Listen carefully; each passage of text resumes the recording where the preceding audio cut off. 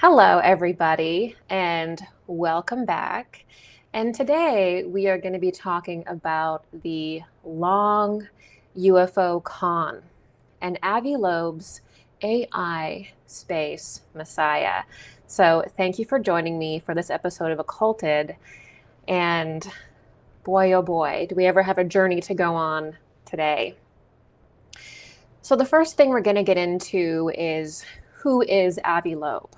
I'm sure in the news you've seen this three-eye atlas over and over again about this interstellar object that is looming towards the Earth that could be AI, it could be self-propelled, it could be a messiah, according to the man who is quite literally researching it and telling us about it, Avi Loeb.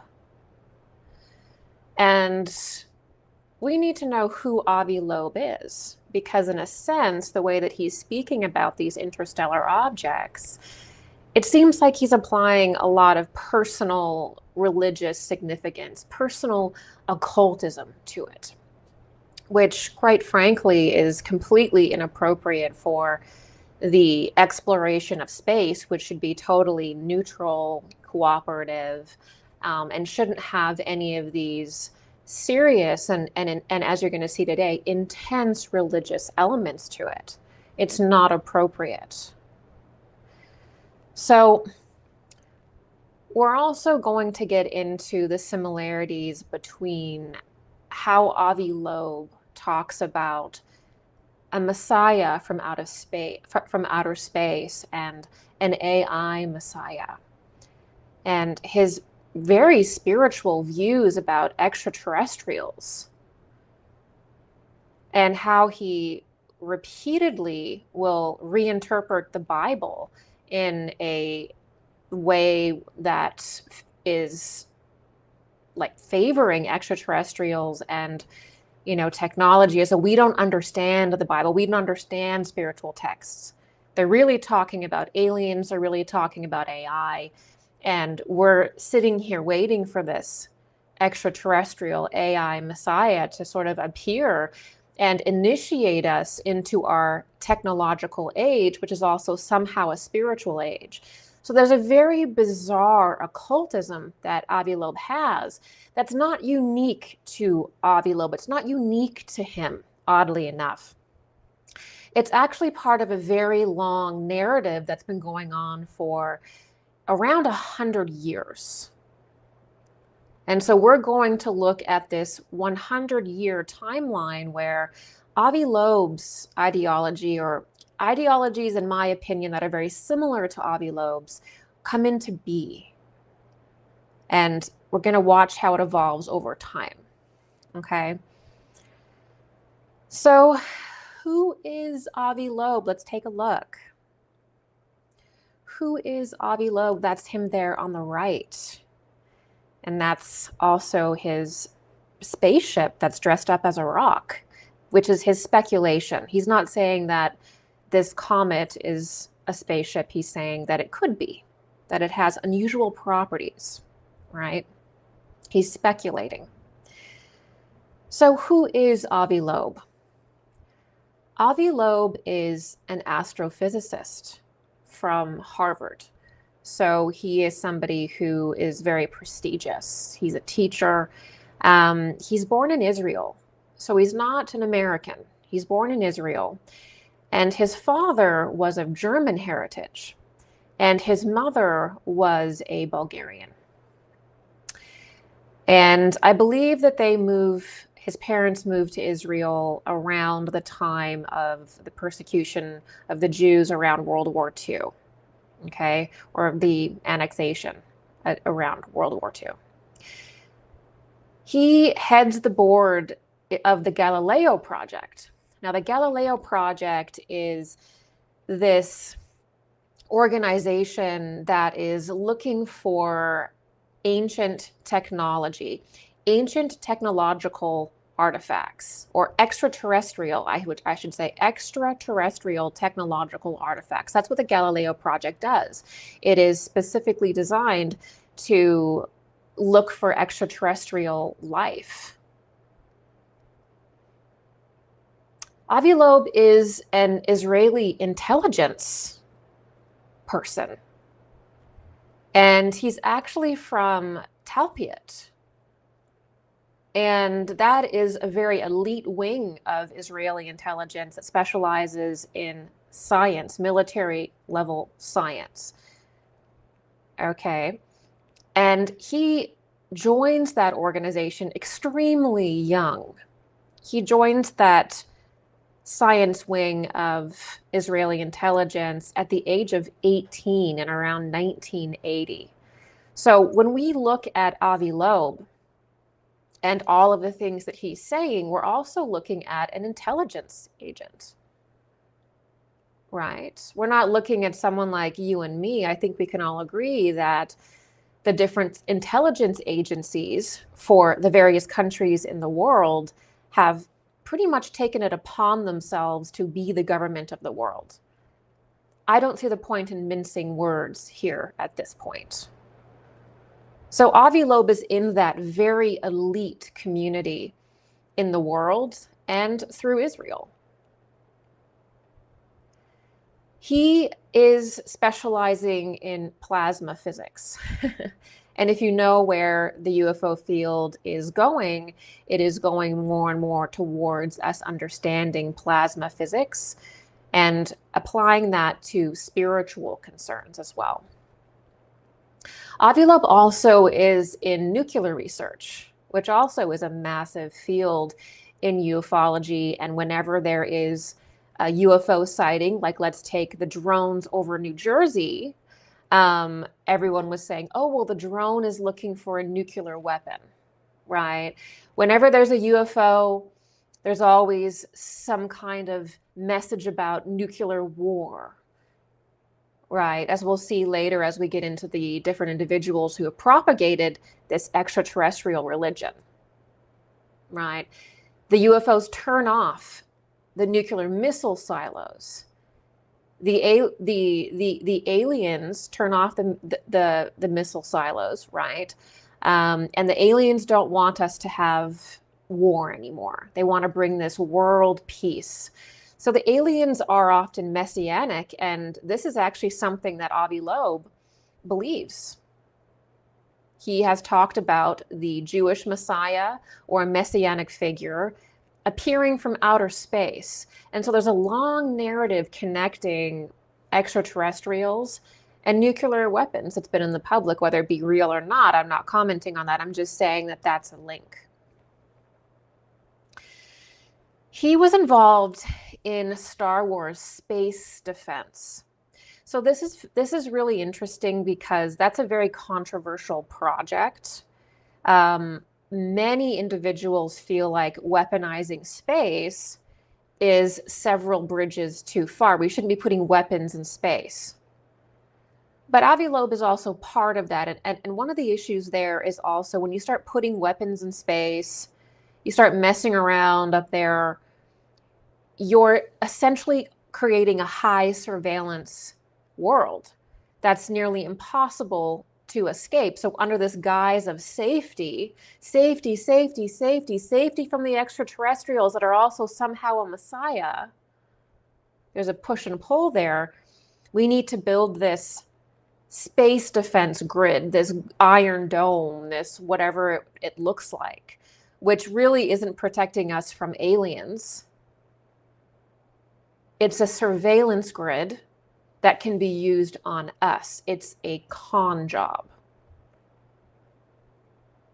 So Avi Loeb has his hands in a lot of very significant pots in both the UFO community, national defense, government, also the spiritual community. He's kind of walking between all these things, and he goes relatively unchallenged. He makes extremely strange religious statements about aliens and incredible speculations that many astrophysicists don't even know why he's thinking this way about certain things. And he doesn't really get challenged all that often. He gets softball interviews on the media, and it's just something that we need to be more aware of, because this kind of rhetoric is more, I would say, I would say, explosive and dangerous to civilization, dangerous to culture than the Epstein files are. People are looking at this, or Anna Paulina Luna's recent work on Joe Rogan, and they're like, who cares if she's talking about interdimensionals and advanced technology? Give me the Epstein files. Well, I can promise you that what we're going to talk about today, which is the usurpation, the complete uprooting of our culture and our world by a new religious paradigm that will be, propagated by our own government, trying to legitimize it through science and whatever else. That's way more disturbing than something like the Epstein files. Okay, establishing a space defense grid because the comet coming apparently may be extraterrestrial, we have to defend ourselves. That's way more difficult of a challenge to deal with than just release the Epstein files. This issue trumps the Epstein files. I want to see those things removed too. I'm just saying they're in different leagues. And what's going on now is incredibly dangerous. It needs way more exposure. And it would be nice to see more and more people picking up on this and preventing potentially the fallout that could come from the complete rewriting of our civilization and culture by the government and different scientists coming forward and creating what is basically a psychological operation by intelligence agents for their benefit, for their religion, for their occult ideologies, not yours.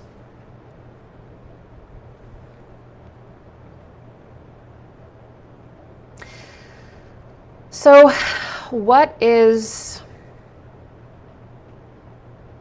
3I Atlas? What is 3I Atlas? Well, on July 1st, here's another look at it.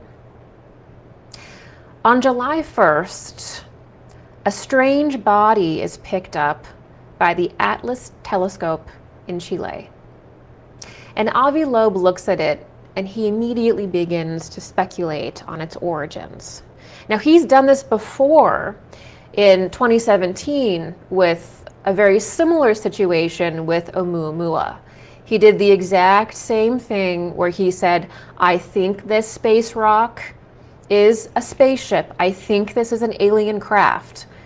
And then he goes on an expedition to the Pacific, trying to pick up some pieces of the meteor to see, or the interstellar object, to see if it is indeed the alien craft that he believes it to be. So this is kind of round 2 with Loeb on this particular operation, and I will call it an operation.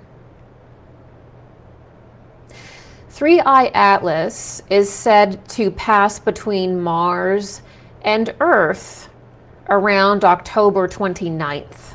So this is the time in which 3I Atlas is going to be within a kind of proximity in order for us to get a good look at it.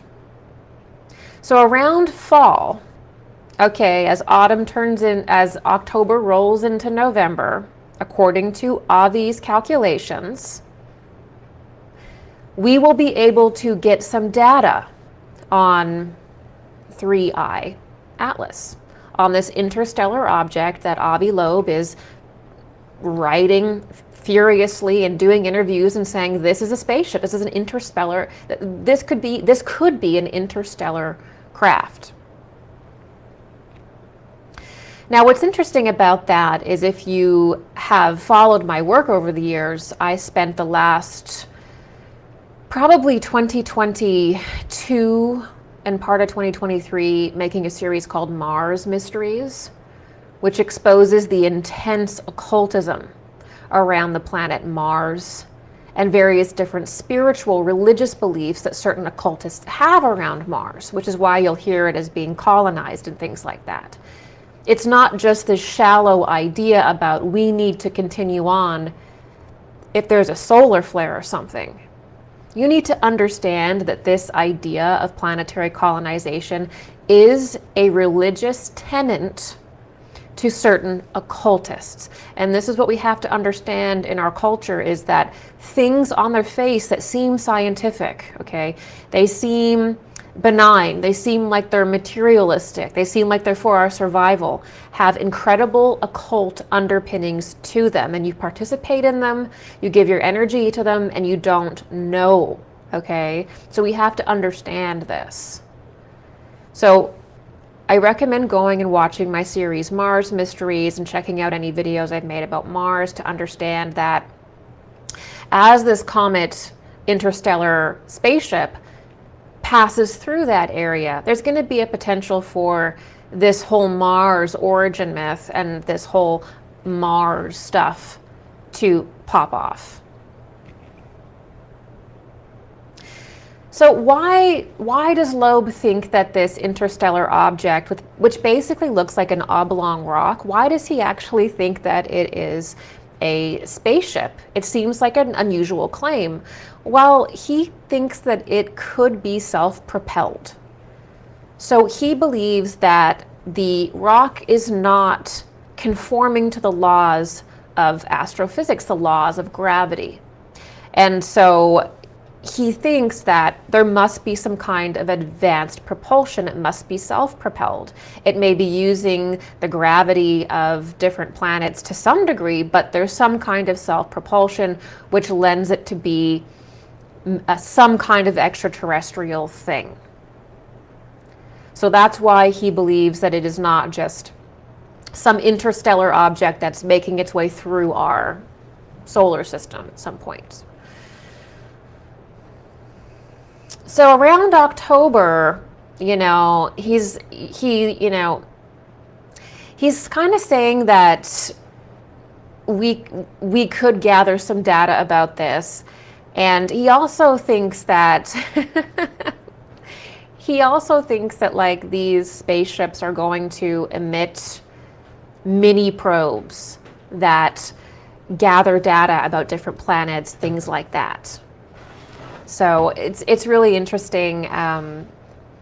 It's really interesting how you can take this one interstellar object and then make the assumptions. But in that world, I guess maybe it's not too much of a leap. Interestingly, he also says that we're sort of at a path where we are going to be seeing more and more of these interstellar objects because there is the Rubin telescope, and that can potentially detect up to 50 interstellar objects over a decade. So we can potentially expect more and more of this dance with Avi Loeb or other astrophysicists that keep looking at these interstellar objects and perhaps making these kinds of claims, because now there's this telescope that can sense them. And he thinks that, again, we could see 50 more interstellar objects over a decade.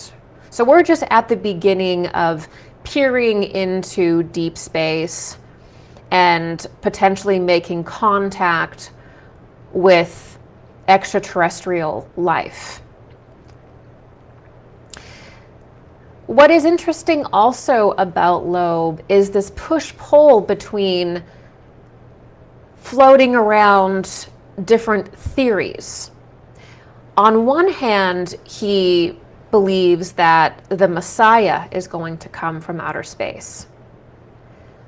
On the other hand, he sees that they could be hostile and a threat to humanity.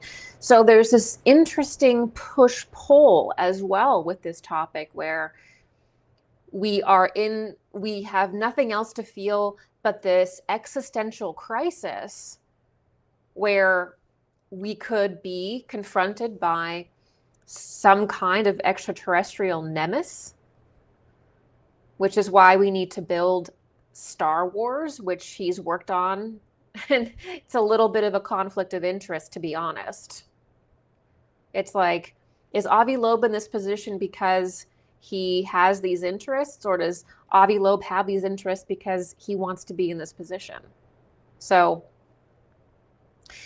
the other thing that is awkward about this entire situation is that, according to Wernher von Braun, on his deathbed, he was a German Nazi rocket scientist who was very deep in this sort of Illuminati-esque secret culture of NASA and rocket science.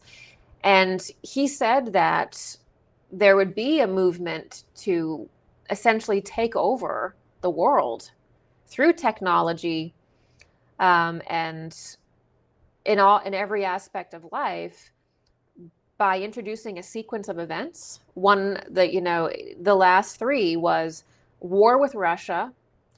The next one was asteroid threat. And the final card, the final one, was an extraterrestrial culture would come forward, and we would have this sort of like idea of world peace and a new religion kind of thing. And that's from Werner von Braun in like the 70s or something. So why are we seeing that happen and not pushing back against this like it's all we have to do? It's strange when we start getting into this threshold where we're dealing with occultism, and that starts mixing with technology, it starts mixing with aerospace. It's like this corridor of research and podcasting and everything that is probably the most important thing to talk about right now, yet it doesn't get the daylight that it deserves, because advanced technology is the UFO file. The UFO file is not just like there's a green man in a hangar somewhere. The UFO file really is about advanced technology. Advanced technology is weapons. Advanced technology is surveillance. Advanced technology is various different free energy devices. These are all things that could change our culture overnight to be unrecognizable if introduced in a way that is not properly stewarded. And it is all of our jobs to make sure that this issue with advanced technology, especially, and even things around, having religion creep into science like this, and science makes these weird religious ideas official by changing language and trying to refigure everything. This is where we should have more daylight, more of a conversation. This is very dangerous. Okay. There's also an issue of emergency powers and continuity of government. And anyone who's watching me now, I just did an interview 2 weeks ago with Dark Journalist, and I really encourage you to go over there to his channel and look up the COG emergency powers, look up his work on advanced technology. That's where the focus should be, because that's the ultimate strong arm steel trap of power, is that technology gets to a certain point and it's very difficult to work it. It's very difficult to work it back. And then when you introduce this new religion stuff with the technology, it starts to create an entire package for a new civilization and a new culture that is dystopian. And dystopian is an understatement. So Avi Loeb has detected an unusual body in space called 3I Atlas. And he speculates that it is actually a spaceship. He claims that it may pass between Mars and Earth around October 29th, and that it may establish some kind of contact through mini probes, or if we look at how he's spoken about this sort of thing in his own articles, perhaps an AI signal. Perhaps a signal that we pick up, right? Here's the AI thing again, right? So Avi makes dual speculations. On one hand, he associates entities from outer space as potentially messianic. And on the other hand, he also says that they could be hostile, introducing a savior-threat paradigm. The narrative could therefore evolve to garner huge sums of money towards space defense, because this object is coming in and now we need to push all this money into new offices, new agencies being created, pour money into the military industrial complex to counteract this space threat. maybe even emergency powers, which means they use martial law to remove the president, and then the military runs the country because we are in such bizarre and strange and dire and dangerous circumstances.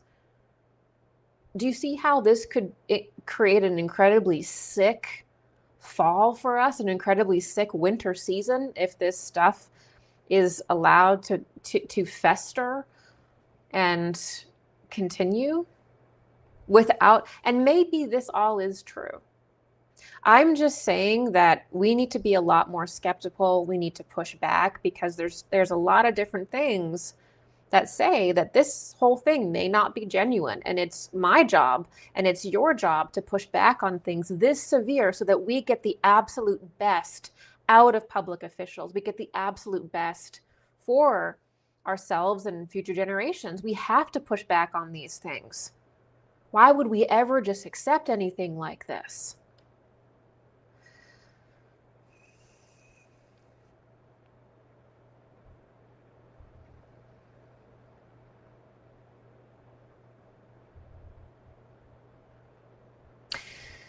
Once that some kind of threat is created, what if it's, that's, oh my God.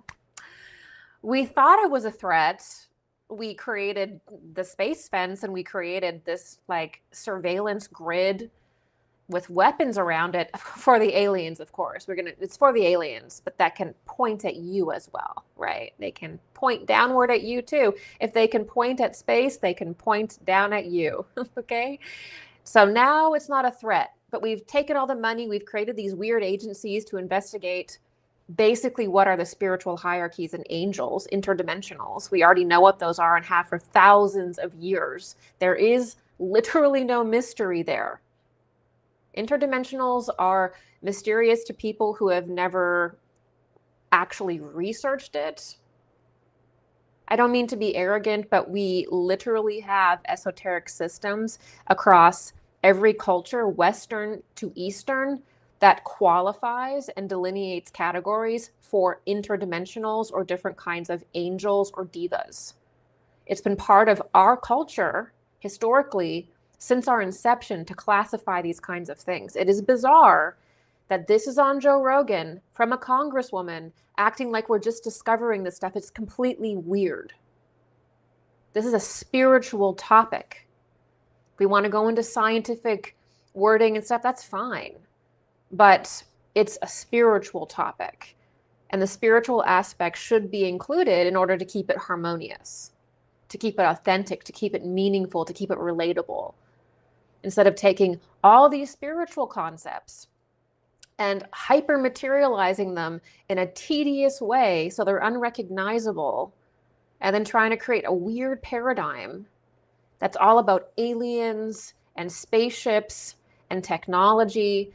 Because one day it's like, well, we built the space fence, we took all of this money for the space threat, but we realized it's just the gods. It's just the old gods. So this is how something like that could go. First, it's a threat, and then you find out it's the Messiah. Oh, it's actually just the Messiah. We've created a total surveillance state. We've weaponized space, which means weaponized the sky. But it's actually the Messiah. So now we're going to change every single spiritual paradigm imaginable into an AI Messiah. Do you see where this could go? So Avi Loeb is an unusual kind of scientist because you'd think the realm of science would be something completely neutral. Like you want to leave all your biases aside and you just want to study something and have it completely reveal to you what it is, with no hopes, no dreams, no spiritual longings and fantasies, just pure, straight, objective science. That's what it's supposed to be. But this doesn't seem like, in my opinion, what Avi Loeb is doing. Avi Loeb is asserting himself as a public figure. He's creating the Galileo Project. He's on CNN. He's on these different podcasts all the time. He's writing articles all the time, and he's conflating his own personal religion, his own personal occultism, his own esoteric ideologies in with his scientific work. This is a conflict of interest when you become a public figure. You have to keep that stuff way aside. I don't care about your weird religious stuff. Just look in your telescope and find the comet. Okay, we don't need to talk about it being a god.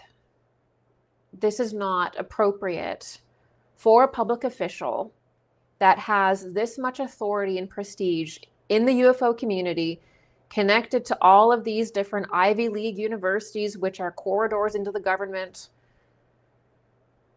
There's no room to have obsessive fantasies about space gods, with your scientific. If you want to, say, hey, I'm actually a priest too, or I'm actually a spiritual teacher as well, okay. But that's not what, alien god ideology people want to do. They actually want to use the field of science to make their religion an objective truth.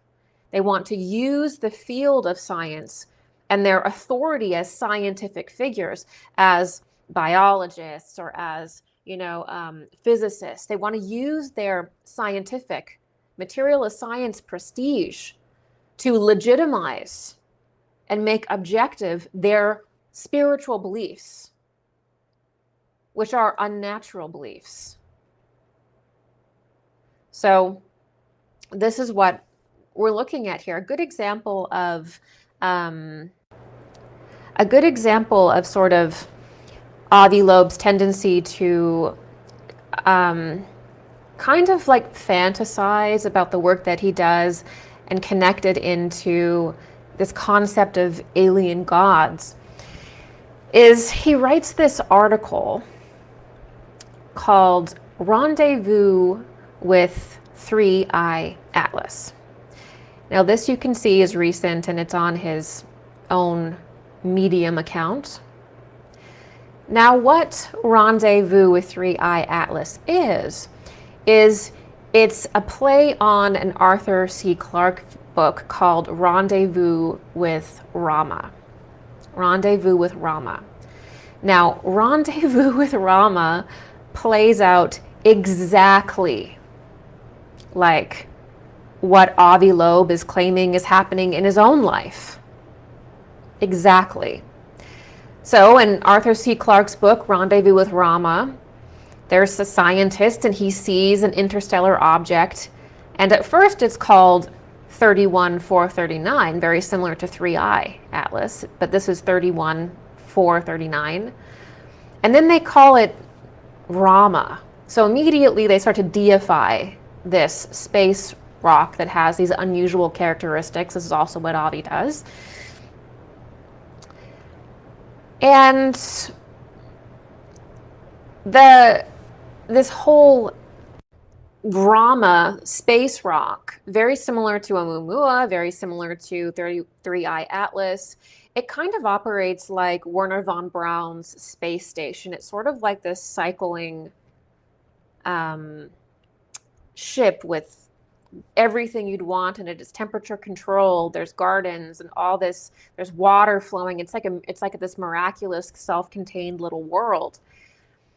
And when the scientists actually board this comet spaceship, they find out that it's completely automated.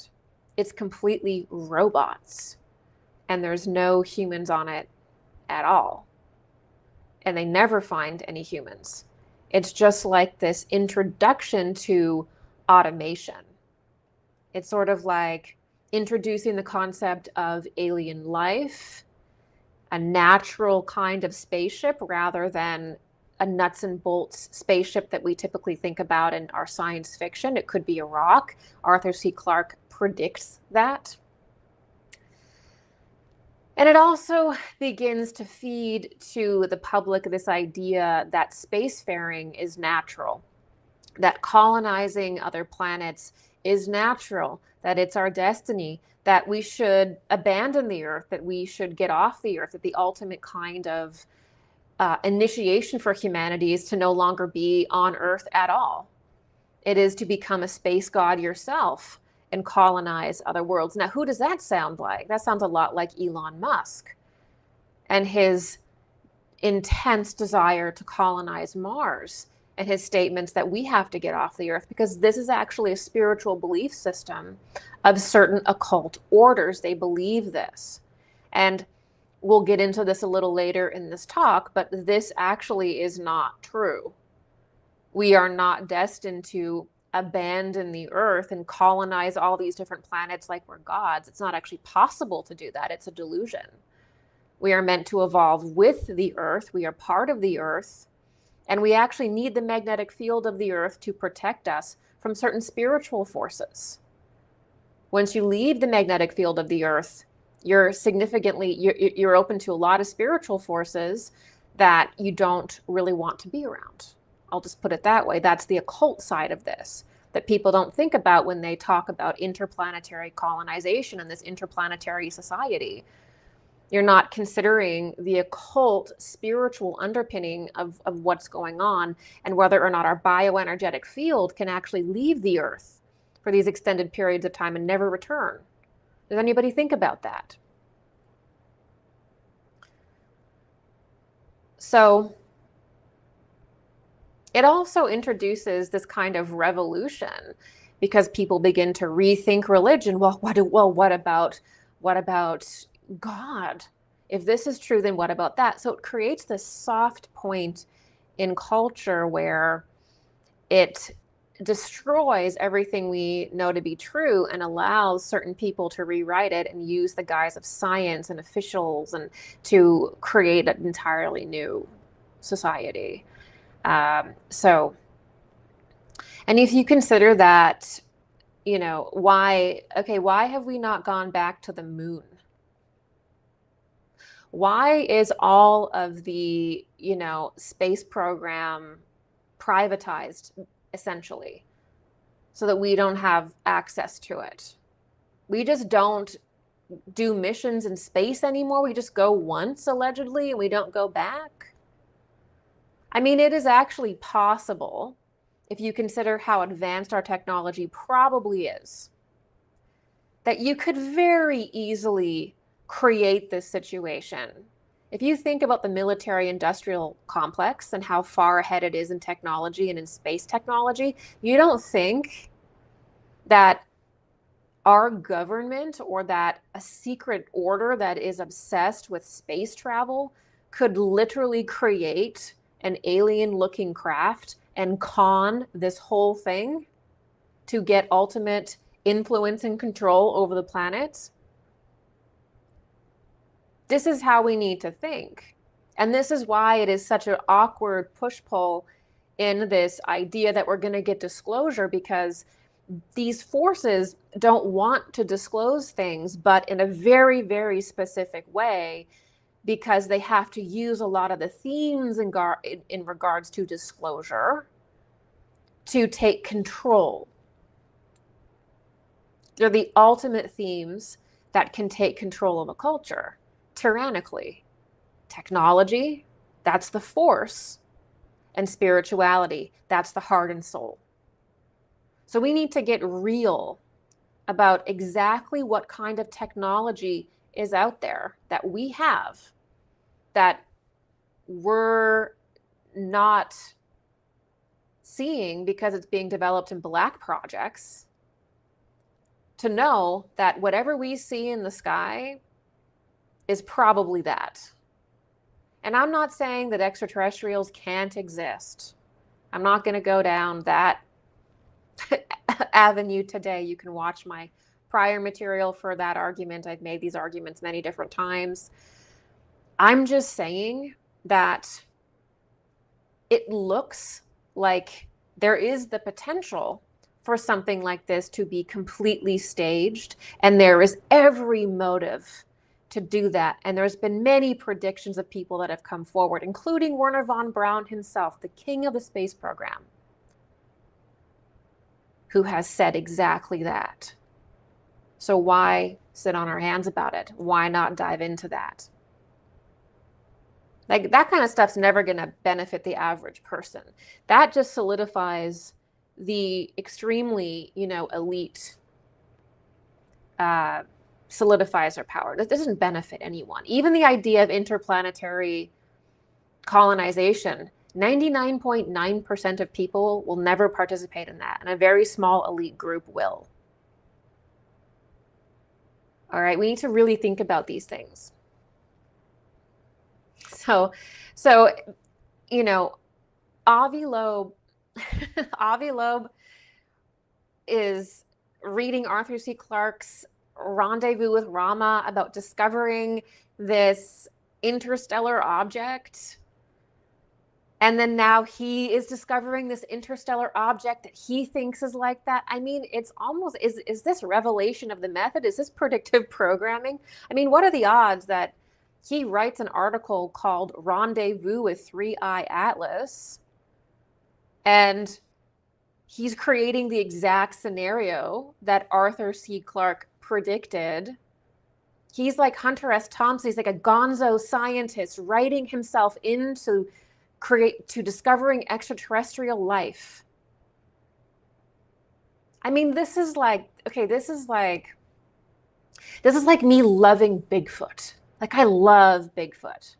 Okay. And I read a book about finding Bigfoot, and I read that if I go deep into the woods of the Pacific Northwest and I tap 3 times on a tree trunk and make a gesture to the sky, a Bigfoot will appear out of a cave. And I become obsessed with this. And I go up to the Pacific Northwest and I knock 3 times on the tree and I make the gesture, and it happens. And then I bring that to the world. I become the person that has found Bigfoot, this thing that I've been obsessed with forever. I read about it. It's a strange thing to do, to write you in as the hero of your own work. That's not objective. This is strange. It's strange to cite this Arthur C. Clarke book.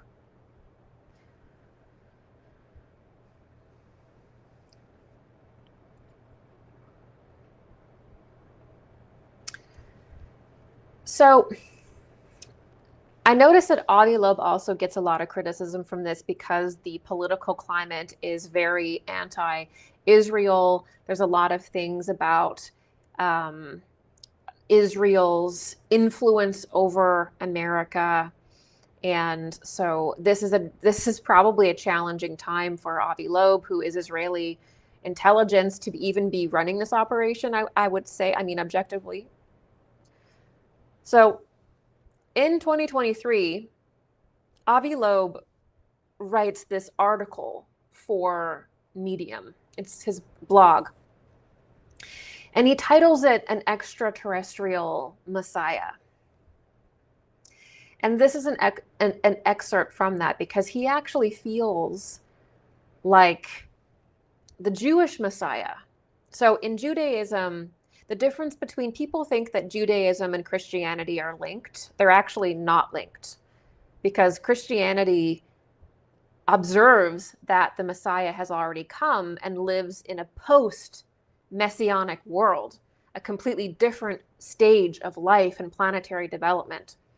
Some of the Jewish culture and the Jewish faith believe that the Messiah has not yet come and live in a pre-messianic world, in a pre-messianic way of being. These are fundamentally opposed. And this is going to become more and more of an issue in the public, because this is a fundamental issue between the two faiths. It doesn't mean we have to argue about it. It doesn't mean we have to get weird, but we have to admit that these are not closely related. These are different things. So in a Medium article, Avi Loeb is saying, well, I mean, the Jewish Messiah could come from outer space. It could be an AI. Okay, we don't know. And then he sort of is comparing the Christian idea of the Messiah and the Jewish Messiah. And here's what he says. Since a peaceful future is part of the messianic forecast. Thought I had here it is, I think. There. Since a peaceful future is part of the messianic forecast, I suggested that perhaps the Messiah will not be coming from Brooklyn in New York, but rather from another planet. The theologian and existential philosopher Martin Buber noted that Christians claim the Messiah has already come and are now awaiting his second coming, while the Jews maintain that the Messiah has yet to come. So it's simple, reasoned Buber. When the Messiah finally gets here, as both sides will agree, we'll just ask him or her, have you ever been here before? Similarly, there is no point in arguing about the classified data or testimonies and fuzzy images from pilot cockpits and evidence for extraterrestrials, if the evidence for extraterrestrials will be absolutely clear in the future. We can check whether they visited us already, just as in the case of the Messiah. Now, the grave error that Avi Loeb is making is an error that a lot of people make in regards to the Christ, which is they think that Jesus is coming back in a physical form as a human being.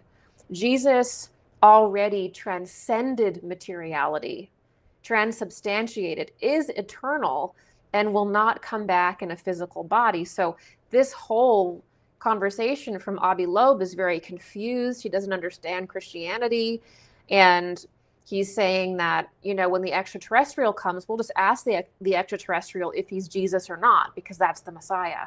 So this is a very confused, strange religious reference talking about extraterrestrials when your entire life is dedicated to finding extraterrestrials. If we take that one other way, it's like, is Avi Loeb tapped in some secret Israeli society or some secret occult order that extends even beyond Israel to be the person who is like the John the Baptist saying, the Messiah is coming, the Messiah is coming, I see a comet, he's coming, this is what it's going to be like, it's AI. Is that what Avi Loeb really is? Because he's talking about it like that repeatedly. You take one look at his blog on Medium, and you're going to see all kinds of articles where AI is spiritualized, transhumanism, extraterrestrials are gods, re-looking at the Bible and translating it as technological miracles rather than actual spiritual miracles. So this is only brought forward even more in another article that he wrote called Cosmic Exodus. This one here, Cosmic Exodus. This is from April 21st, 2024. And this is on Passover. He usually talks about this stuff on Passover, I did notice, I think. And he says, the traditional Exodus liberated a few thousand people from slavery, created their sense of community, and established their bond with God. What would the cosmic Exodus moment be for humanity? My vision as an astrophysicist is straightforward. Our cosmic Exodus would mean the liberation of a space community from the confines of the Earth's gravity. What would replace God in this story? An advanced extraterrestrial civilization. So what he says here in this article is that to colonize outer space is actually parallel. It's a parallel event to Exodus in the Bible. However, we will see extraterrestrials as gods. So he's reinterpreting the Bible, doing predictions with it, and adding extraterrestrials as that, as God.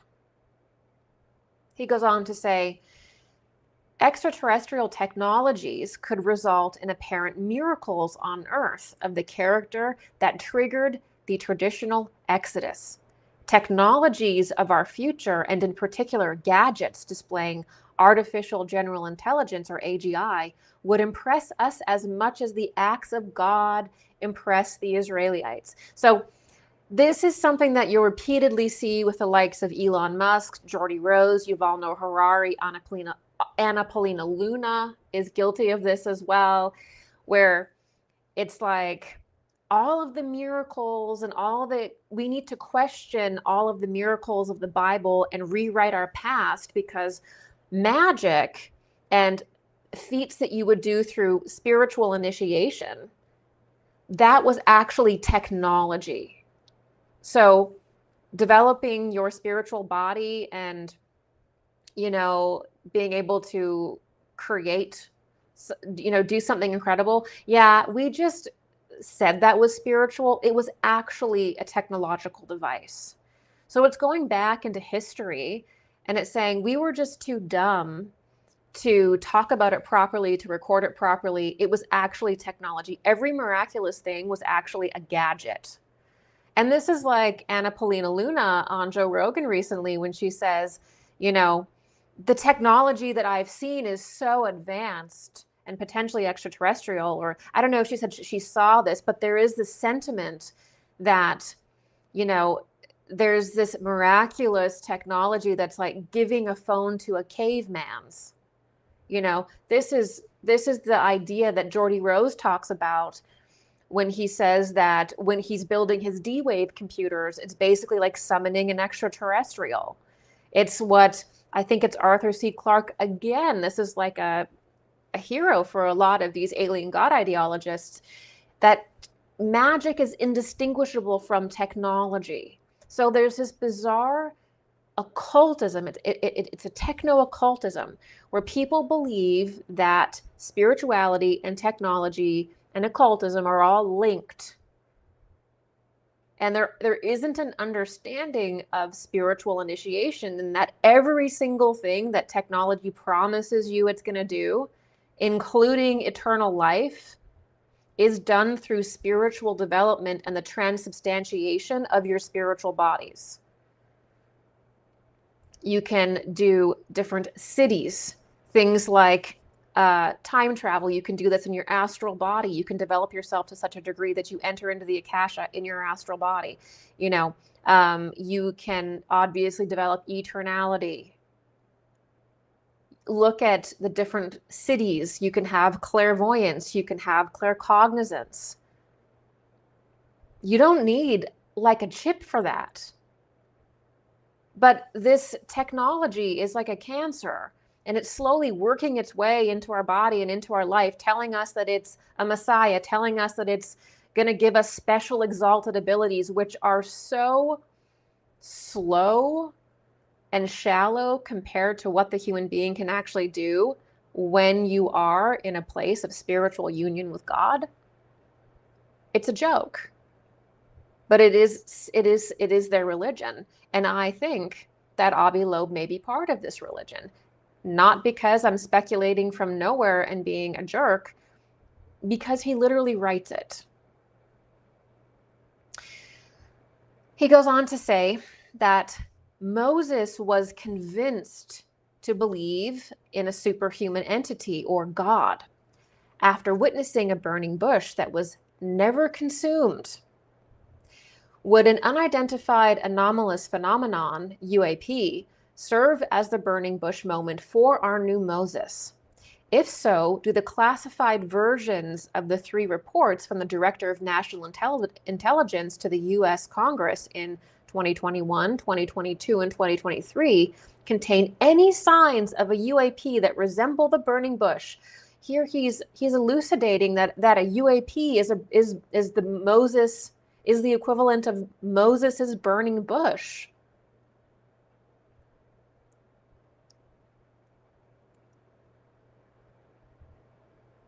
So were the anomalous properties of the interstellar meteor 1M1 and the interstellar object Oumuamua indicative of a technological origin. Any extraterrestrial technological anomalies could establish our bond with a superhuman entity, just the way it did for Moses, and inspire us to embark on a journey to the stars. So I'm going to read that again. Any extraterrestrial technologies or extraterrestrial anomalies, like a muamua or like a meteor, right, could establish our bond with a superhuman entity, the way that it did for Moses, and inspire us to embark on a journey to the stars.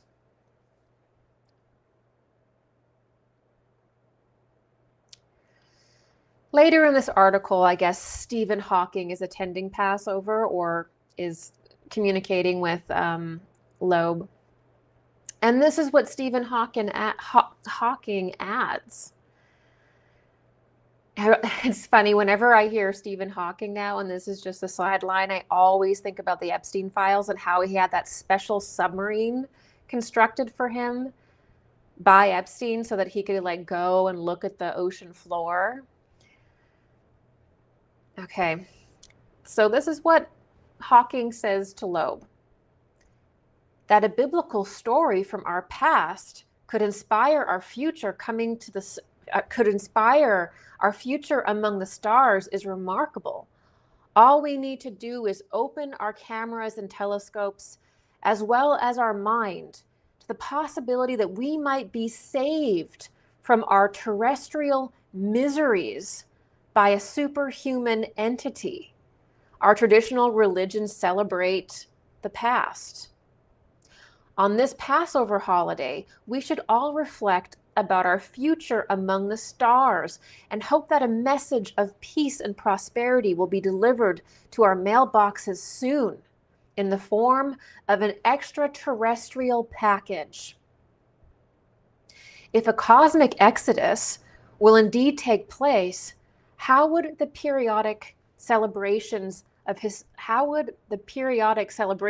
this historic event look? The related festivities will tell the story of the technological miracles. Gee, I did not know that technology could produce a miracle. According to Stephen Hawking and Avi Loeb, it's possible. Tell the story of the technological miracles. Where was I?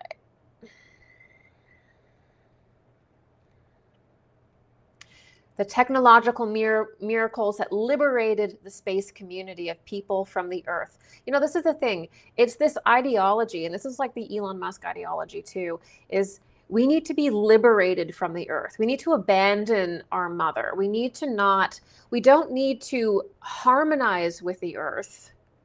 We need to use it up, suck it dry, destroy it, and then leave it for some other planet, for some other world, and do the same thing and planet hop repeatedly and never ever learn to harmonize with the planet that bore us. So this whole idea about escaping the Earth is just a metaphor for escaping responsibility, for externalism, for Luciferianism, for escapism. This whole thing is escapism. We do not evolve by leaving the Earth. We actually materialized with the Earth. We are part of the Earth, inextricably linked, and we evolve with the Earth until we are no longer material. So our entire life and our entire evolution is linked to the Earth. There is no interplanetary colonization if you want to live and if you want to spiritually evolve properly. And that has to do with the organization of our energetic bodies and the development of the Earth and the human being in tandem, united in etheric body. There is no leaving the Earth. This is delusional.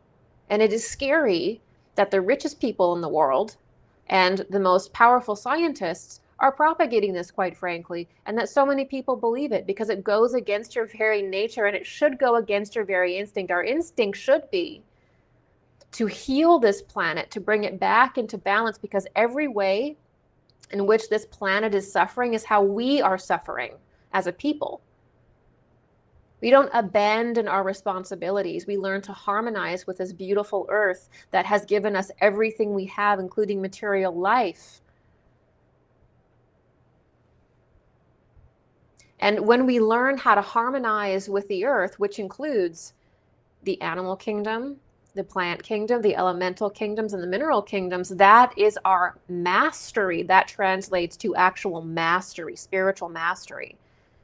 To steward these kingdoms of life properly, to find that harmony, to find that balance. So this is completely insane. There should be no funds allotted to it. We shouldn't be putting money towards this black hole of space colonization. We should be putting it into taking care of our planet, our cities that are falling apart, and actually developing properly, morally. This is where our money should go. This is where our attention should go. If different people are privately wealthy and want to hop on a rocket ship and zoom themselves to Mars or wherever else, go ahead and do that. But don't use public funds. Go and make it for yourself. That money should go in towards what actually produces life, what actually harmonizes, what actually brings forth harmony in every way. We harmonize with the earth. We don't just abandon it once we use it up. And no, the earth will not be dissolved in a solar flare or a comet impact. There's spiritual laws around certain things because nothing happens in a vacuum, right? There are catastrophes, but we are eternal and we don't escape and remove ourselves from our responsibilities here with the earth.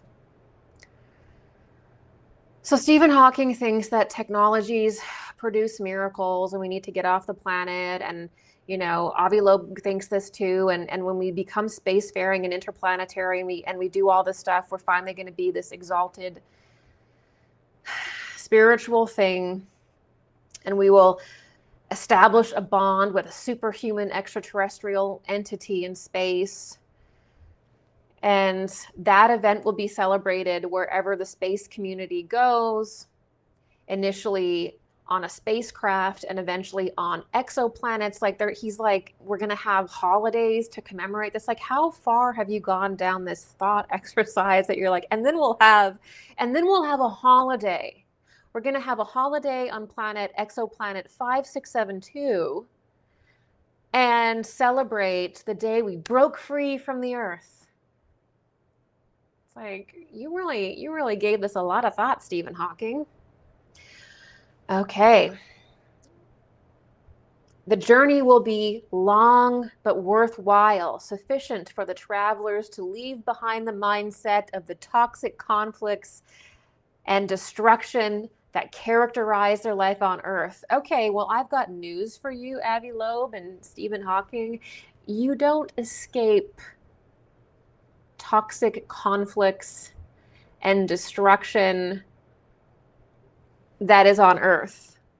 You overcome it through going through it. All of the conflicts, all the toxic conflicts will follow you whatever exoplanet you're on, because those have to do with spiritual, psychological, and emotional development that will go to every planet. You will have problems if you have a crew of 6 people. They will fight after 5 days. So this idea that you're going to create this utopia in space is childish. And it's hard for me to believe that these people that we've celebrated as these great giant intellects are this spiritually stunted, this emotionally, mentally stunted, to think that they're going to create this biblical exodus and leave behind the toxic conflicts and destruction that characterize their life on Earth, like it's the Earth that's doing it, like the Earth is doing this to us. No, we're doing it because we're imperfect. And it's only through looking at it and remaining with it and working through it that we overcome it. You don't escape from it. And that's just, for all of the spiritual rhetoric here, the intensely occult rhetoric, that one principle that you can't escape your problems, seems to be lost on them. And this will send a new, and he concludes to say, this will set a new foundation for a community inspired by a vision of peace and growth. This community will be a much better match to the principle of survival of the fittest in interstellar space. So what we have to understand too is that, like, how these different societies and things operate is that they'll take all of your tax dollars into this impossible space operation, this space exodus, destiny colonization thing. You're never going to be able to check how your dollars are even spent. Or what are you going to go check? We don't even have the means to kind of check these things. And the people who will go are people who they choose. It's not going to be you going. You're funding their exodus, which is pointless anyway. So this is the quackery that is, I feel secondhand embarrassment. I don't mean to be rude or arrogant or anything. I just feel that, you know, how is this, how are we dealing with this today? So let's conclude this section here, and then I'll take a look at some of your comments and see how you're doing out there. So Avi Loeb is operating from intense occult beliefs, intense religious beliefs around aliens, around technology. He interprets biblical miracles as actually being ancient technology that we just didn't understand. You'll see that repeatedly with these different figures we're going to talk about.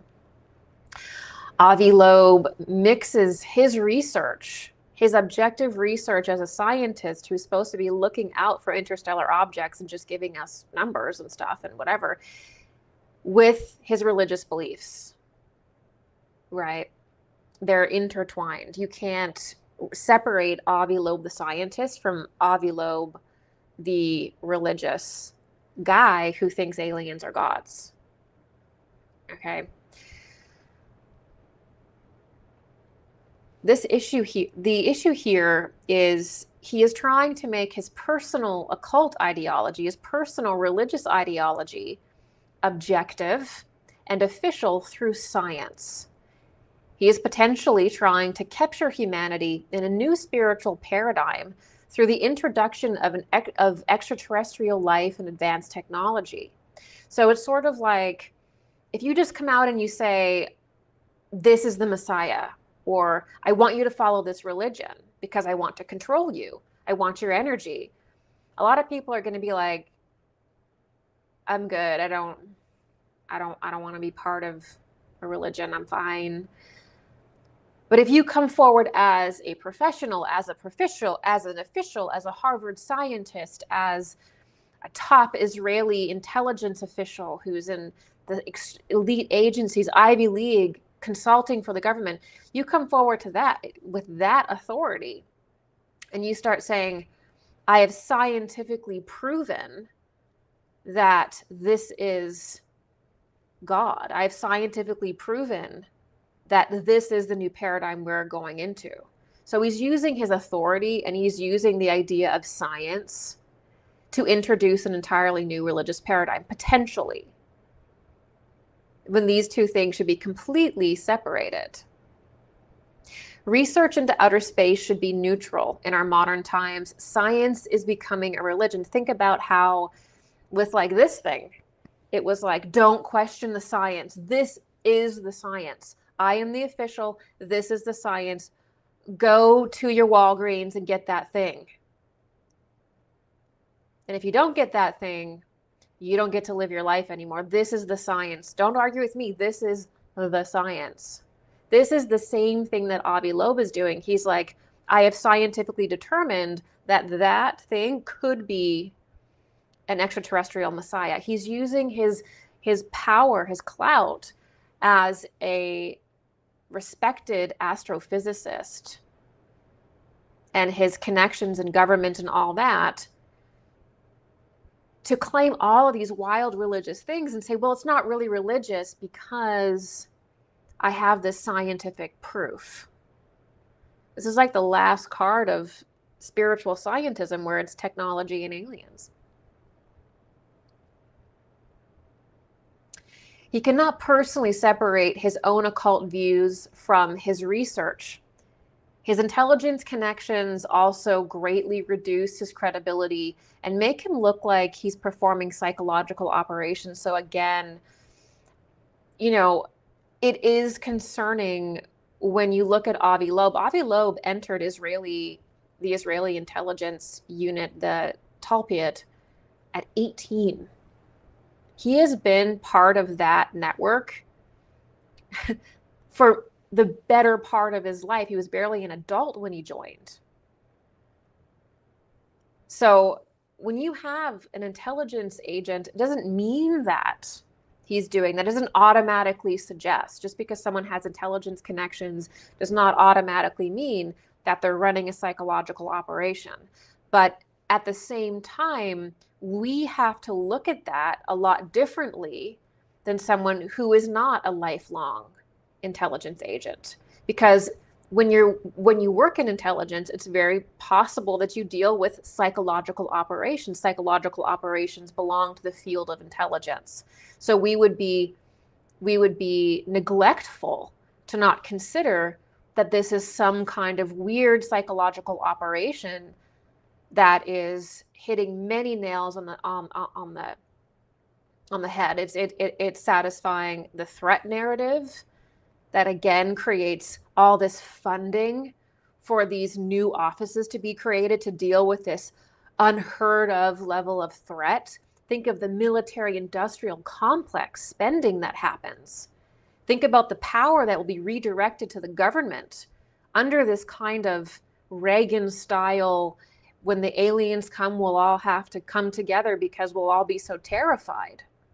The social control you get from, that the powers that be could get from this it's unfathomable, right? And then there's the religious elements, which destroying every single religion or reimagining it to put us down where we worship AI, we worship aliens, when there's actually, we could have created that thing or whatever. So there's all sorts of really dangerous aspects that would make this the perfect psyop, right? The perfect psyop. And who could forget this happening? J.D. Vance suddenly says he's obsessed with mysterious UFO videos. And now he's starting to comment on UFOs as well, right at the time that Avi Loeb starts to talk about, well, we might have this interstellar object. It could be self-propelled. I don't know. It could be an alien messiah. I don't know. Vance is like, yeah, I'm obsessed with UFOs too. And then Tulsi comments on it. That was just last week.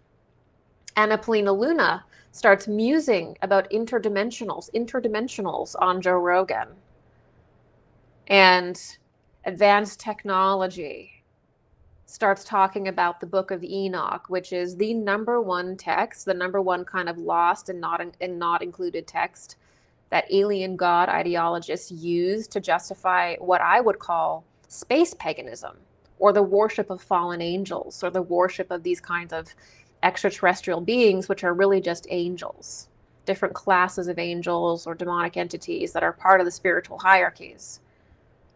The entire just not referring to them that way anymore easily leads this room to redefine them in a way where the language isn't precise enough to steward the topic. And I wonder now, with the heat on it, if we are going to come into a fall season where it's going to be all about UFOs. And the other thing I want to mention is that as soon as we start getting into the alien UFO thing, we're also creating this opening for all of those companies that have these private companies that have developed free energy devices, different nuclear devices, to come forward and say, well, you know, we reverse engineered this craft. Now we have free energy. So we're just going to create a technological revolution. And that could actually be an opportunity for these countries, these different people, to really assert even more control and dominance through controlling energy. So we have to be, there's so many different avenues of challenge that can come from this one thing. Okay. So let me see what you guys have to say. Let me see. Check the comments. All right. Looking good out there. Hello. All right. Avi, you're exposed. According to God, that's by Kurt Reynolds at DAJC. According to God, we shouldn't have weapons on Earth.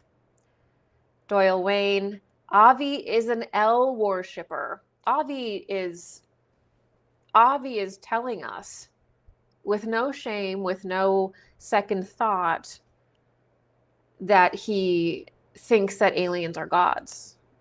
He thinks that technology is spirituality. You know, this is what he's telling us, and he's going to steward us into this age. And it's, I mean, it's up to you guys. It's up to all of us to maybe, I don't know, tell them no, we're not interested. SV, hearken, Loeb expertise perfectly aligns with the Golden Dome, which is an illegal project that can be turned offensive. Nell's career is also aligned perfectly for the Golden Dome. Yeah, and also around this time, we're getting into the Star Wars program, the Golden Dome, space defense. And again, like Harkin is saying here, it's illegal. President Kennedy already created treaties that and laws that say there are no weapons in space. Space is for scholarly, objective research and cooperation between nations. There are no weapons in space. It is the weird Nazi factions that go beyond Germany, by the way. That ideology is not just rooted in Germany or something, as we're seeing. They want control of space. There's a group that wants to quite literally control humanity from space through creating a space threat and weaponizing space, and then it becomes a weapon on us. We start living in this. I mean, the Golden Dome could be weaponized on us and turn it into a surveillance state like we've never imagined, right? And it's not supposed to be done.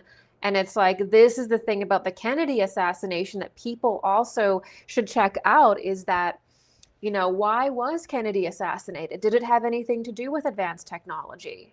Was it because he had this desire to share advanced technology, for example, with the Russians, that he didn't want to weaponize space, which is the last card for this kind of sicker group that sees that as being might is right. It's our destiny is, you know, like special to control the world.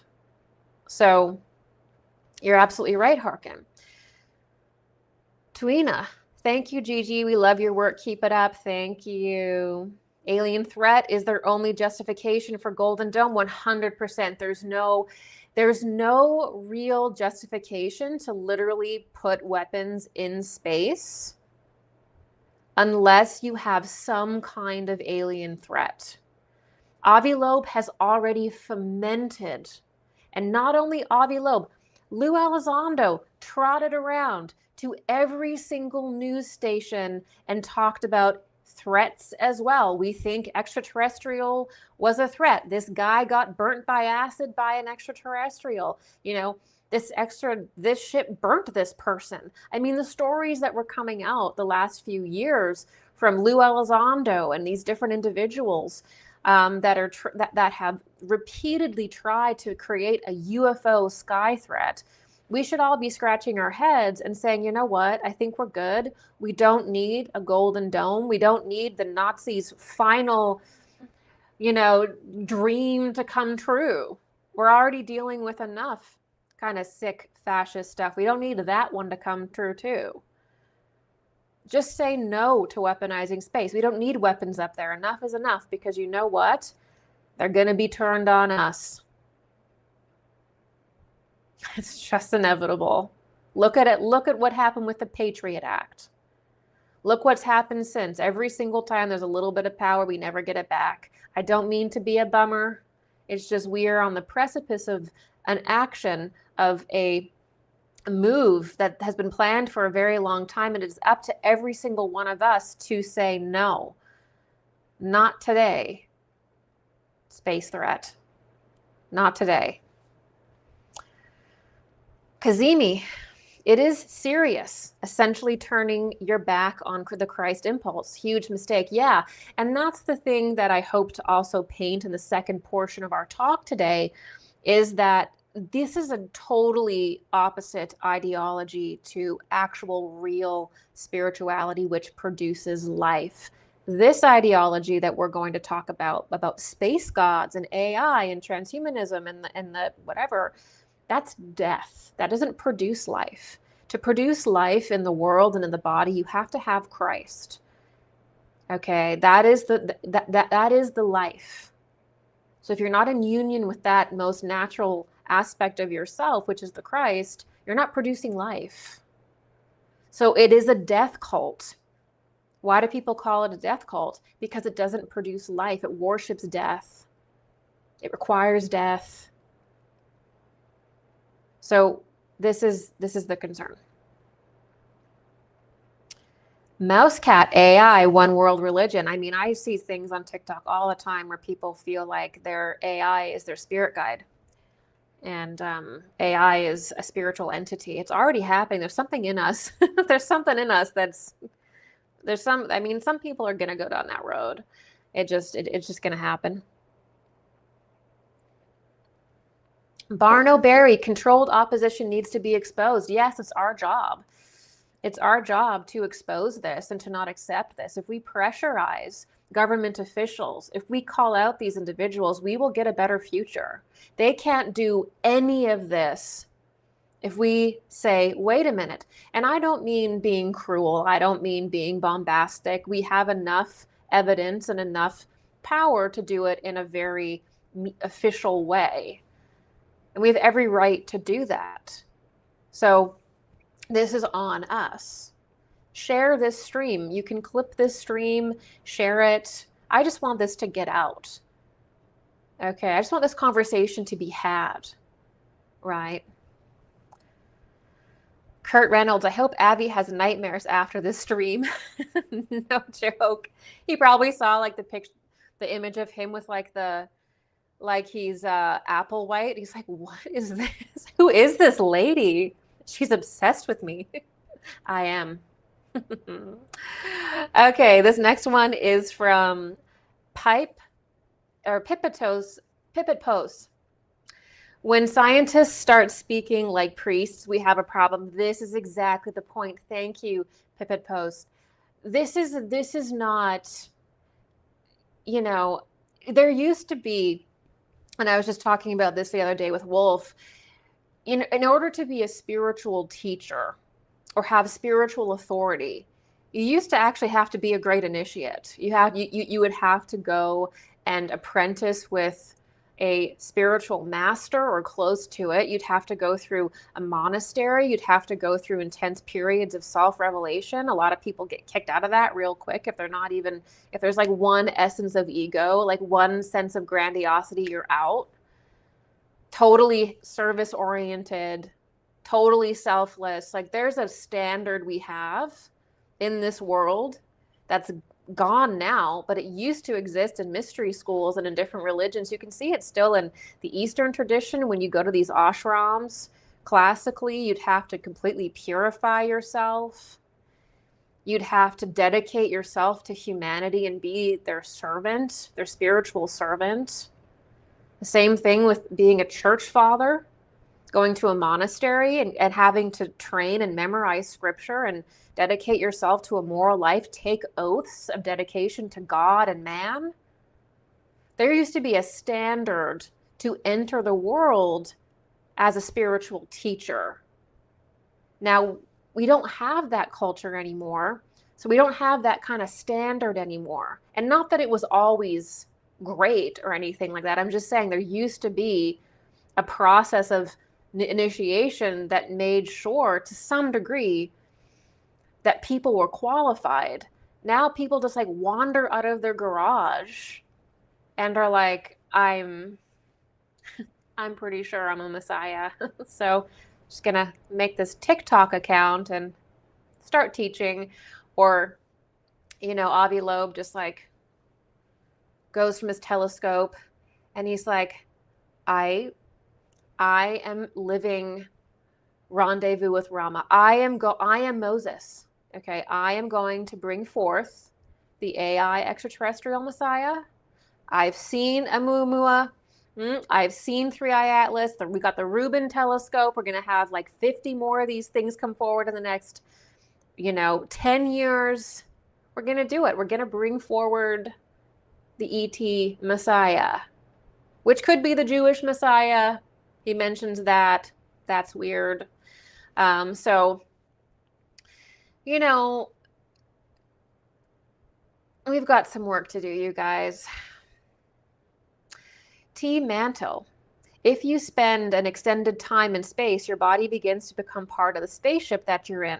Things get horrifying. Yeah, actually, you can't be in space without your body completely deteriorating. So you have to become transhuman. You have to merge with technology. Once your body leaves the Earth, you immediately begin to die. We're not designed for that life. It goes completely against everything. And there's actually a spiritual protection with the Earth. The magnetic body and field of the Earth and the etheric body of the Earth protects the human being from actually certain spirits and spiritual forces that exist in space that bear down on the Earth, but cannot enter the Earth because of the being of the Earth keeps that away. And the moon also keeps that away. When you leave the Earth, you open your bioenergetic field and your consciousness to possession like nobody's business, because you don't have the protection of the Earth's magnetic field anymore. You're not merged with it. You're a sitting duck. And that's why I think this impulse to get off world exists, is because I think we did this during the Atlantean time and people became massively possessed. And it's a sick impulse to return to Mars, to return to space, because people you do become, and then this is obvious. I mean, people, astronauts have talked about this, that as soon as they go into space, they start having spiritual visions. It's like, yeah, well, you don't have the protection anymore. What happens when those visions start to become really dark and disturbing? Because there's certain forces that move through the cosmos that are incredibly, they are the forces of death. And the Earth and the moon protects us from those forces through the magnetism and through the etheric body and through this harmonious relationship we have with the Earth and being of the Earth. Once you leave the Earth, you don't have that protection anymore.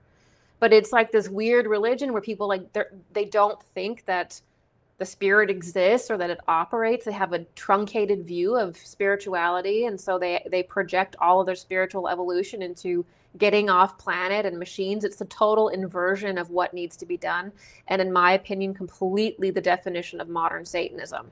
Modern Satanism is not, I've drawn a pentagram in my basement and I'm gonna summon Beelzebub. Okay, modern Satanism is, in my opinion, space paganism, because that is it's an exact inversion of the Christ. It's an exact inversion of what actually brings life, creates life, evolves the human being. It's through inwardness, it's through harmonizing, it's through taking as much responsibility as possible. Spiritual evolution, by definition, happens in the human being, not when you abandon a world, when you abandon yourself, when you abandon someone, when you fly off into space on your rocket ship. Spiritual evolution happens when you take more responsibility for your life, for the world, then you probably should, more than yourself.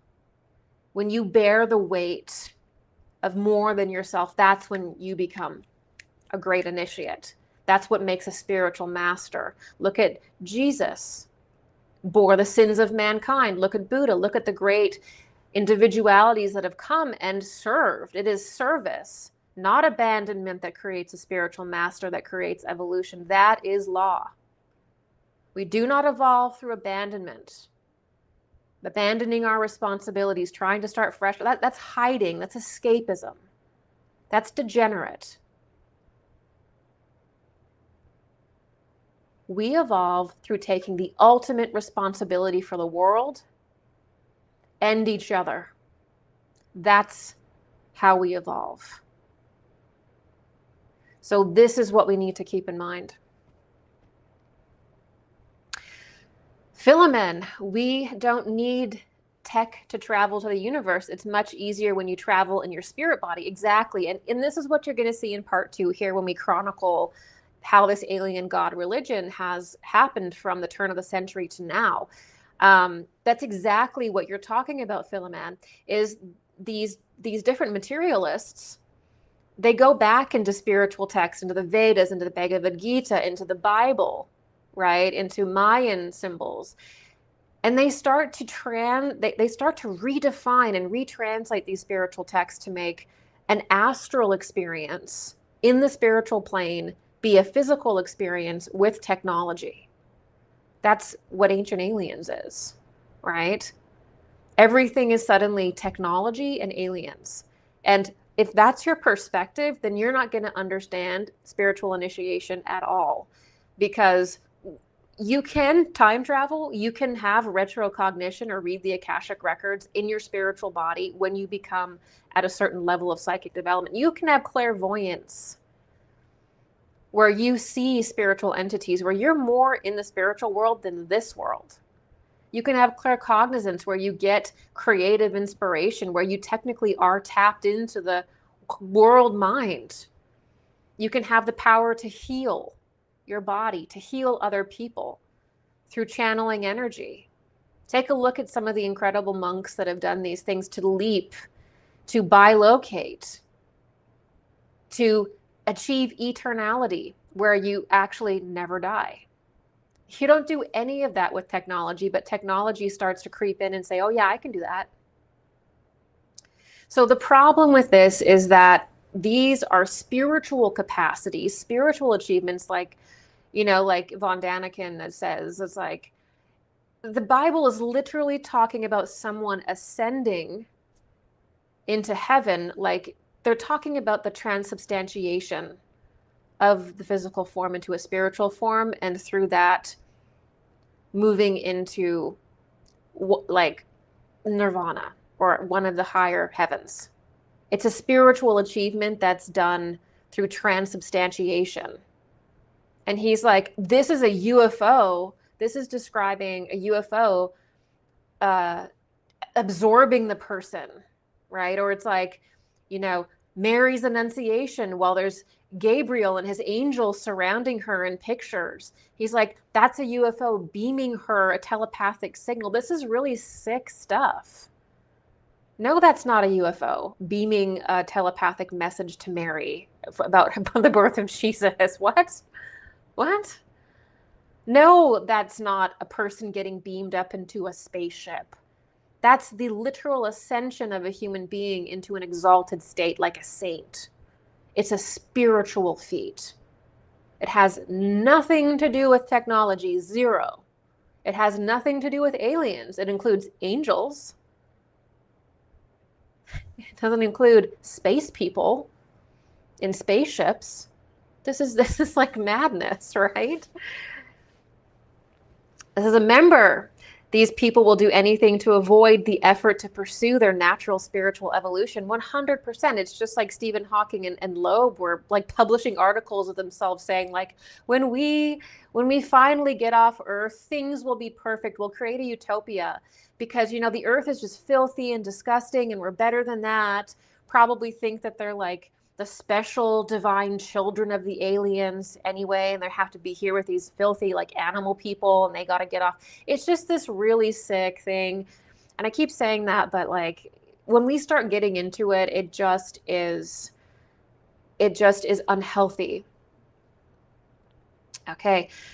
Member, hello out there on my membership site. By the way, I want to remind you to sign up for my newsletter. Okay, sign up for my newsletter so you know when I'm going to be going live. I will be doing more of these shows as the weeks go on, and I really want to have you here with me to be part of it. So go to gigiyoung.com/newsletter so I can give you a message, pop you an email when I'm going to be on. I don't send any spam or anything. I just literally tell you when I'm going to be streaming. Also, if you do like this work, please support this channel. I am completely viewer supported. I take no sponsors. I am totally donation based and membership based. So that's what keeps the lights on over here. So if you enjoy this tonight, please consider making a donation or signing up. That allows me to continue. Okay. All right.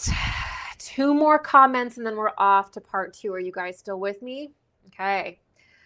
I am starting to wonder if the elite's eerie need to flee from this planet is their own knowing of what awaits their death process. This is such a good point. Thank you for adding that, because I've heard different people who are on the same track as me, and even different members on my site. I've seen us talk about this where it's like, they have a different idea about the evolution of the earth.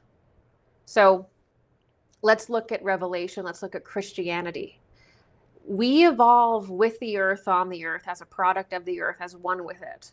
So we materialized with the earth over time as a direct embodiment of the earth and God.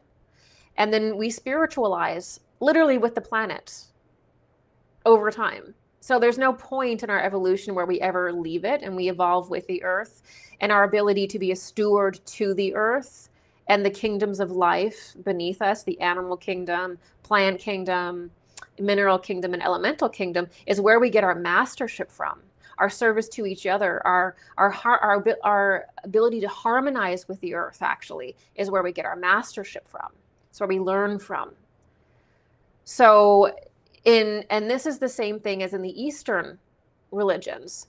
They go much deeper actually into cosmic cycles. They're much more plural in their view. And they talk about the breaths of Brahma. They get very specific, more so than in Christianity, about how the planets evolve directly, how long they take. It's one Manvantara. This is talked about also the Theosophical tradition with chains and globes, and there's this whole cosmic evolution that we're part of that the ancients knew about. How do you think the Mayans were able to track their calendar like that? They had this greater sense of time, this greater sense of evolution. Aliens didn't give it to them. Humanity, we had it. Our ancestors had it. It's not aliens, it's us.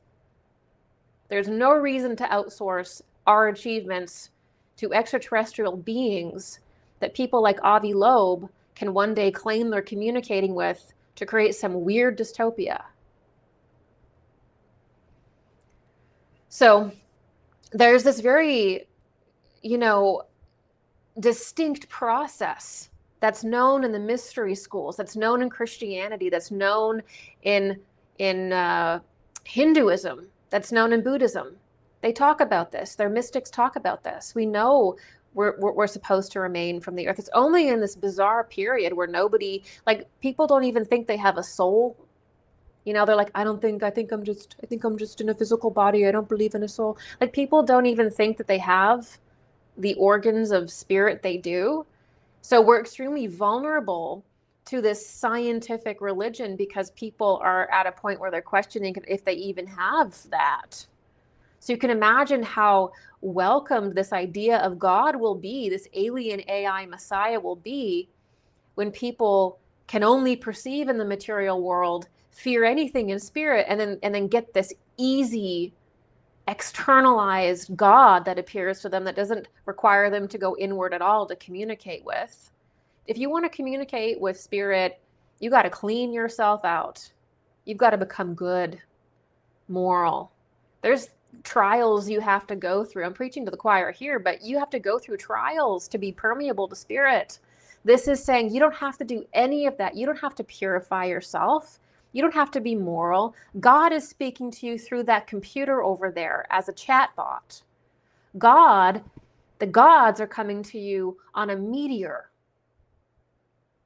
You don't have to improve yourself. They're going to tell you your ancient past. They're going to give you those cities through technology. They're going to initiate you into an exalted way of being. And everything spiritual will become material. That's the deal.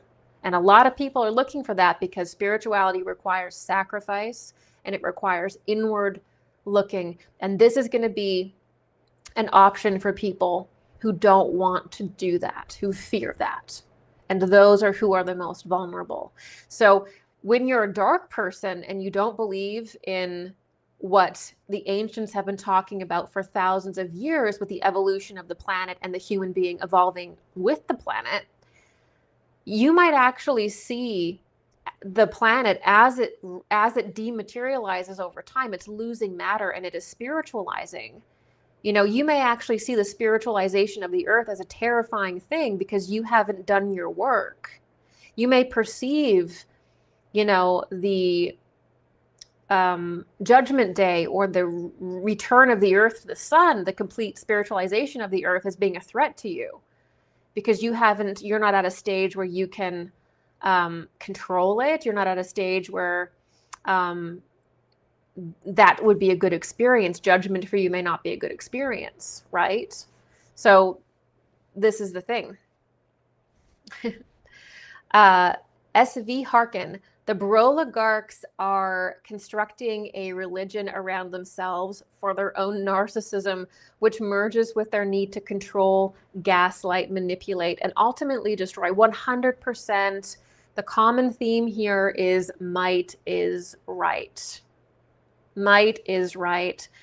And we do have a bunch of tech bros that are introducing AI. One tried to buy the presidency.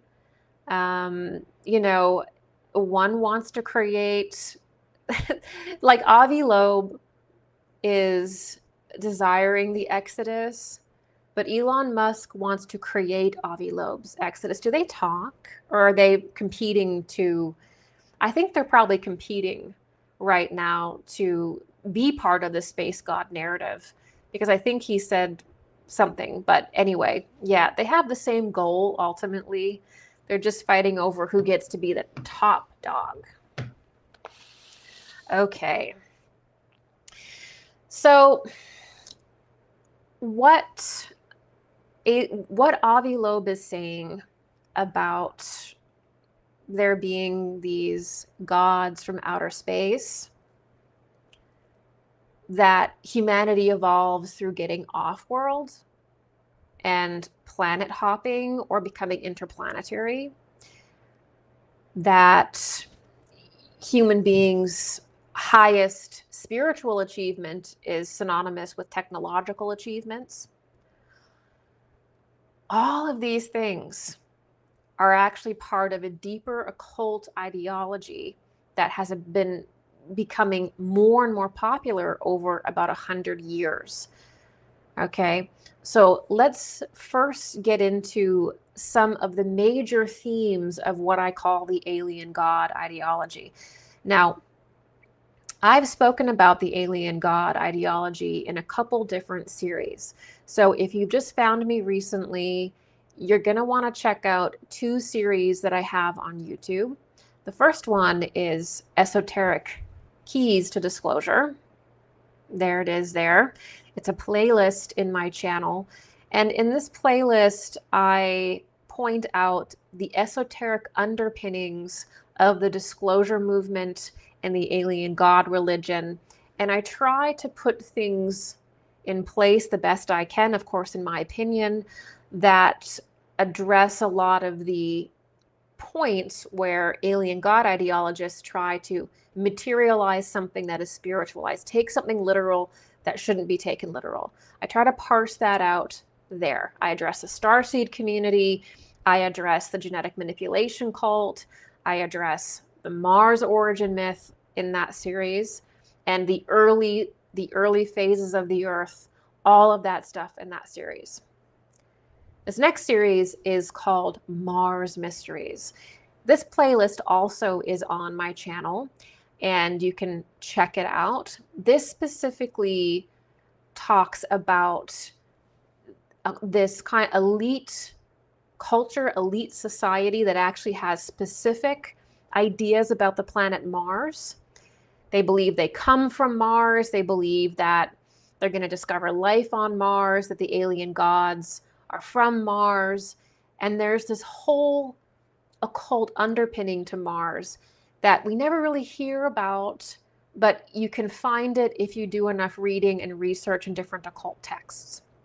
I've put all of that together for you in my series, Mars Mysteries. So check those two things out. So, what are some of the common themes of what I call the alien god ideology? I would call it the alien god ideology. I'd call it space paganism. There's so many different words. The alien god myth. You know, what are some of the common themes in that? Well, what's going on mechanically is that people who are materialists are interpreting spiritual texts literally, or they're interpreting they're going back and they read spiritual texts, and then they have a materialist interpretation of spiritual things. That's typically what happens, right? And it's disturbing because you listen to people who will say, you know, talk about aliens as gods, and they'll say, so you think that like physical aliens are flying around in nuts and bolts ships, and they're like controlling politics, they're your spirit guides or whatever. And they're like, no. I think that they're interdimensionals. I think that they're spiritual beings. And they have technology that is miraculous. And it's like, oh, so you're describing angels. You're describing what would classically be called angels. Why are you changing the definition of that and adding technology as the point in which transformation takes place? And that's because we're projecting our current stage of development and our current mindset onto spiritual things and applying our own time to something that's kind of timeless. So a lot of people that are into the starseed community, I don't think they believe that these aliens are in ships. I've talked to these people. I was one. They are confusing angels with aliens, and that concept isn't very well developed in their lexicon. And they're confusing. They're not, a lot of the time, there is a discrepancy towards understanding that technology is not needed for anything. For any kind of time travel, for any kind of going into the astral plane. You know, angels don't use spaceships. They don't use technology. They create a Merkaba and project into that, which looks like an orb. So there's a lot of conflation going on where angels are becoming aliens. And I go even deeper into that in a lecture called Angels to Aliens, completing with another lecture called The Dark Side of Disclosure. So for more of that specific distortion, check out those two lectures. I go into detail on that flip in those two lectures.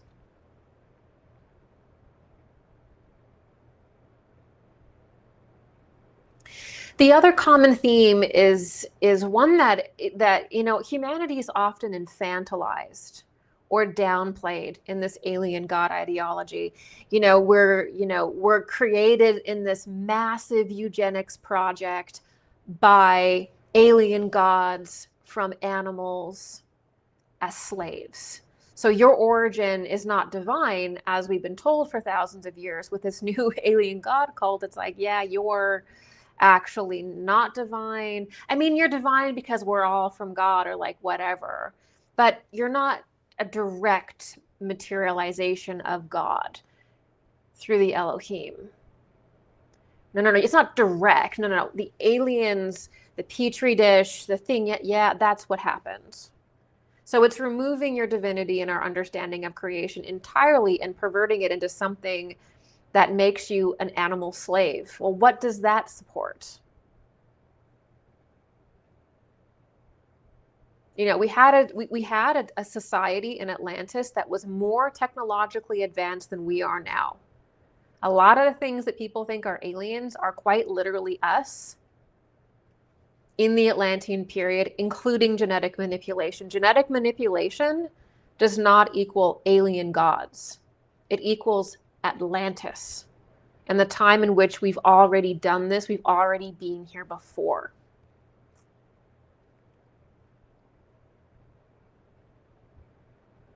So the alien God ideology takes away our achievements. It takes away our divinity. It says, you know, that pyramid at Giza, an alien built that.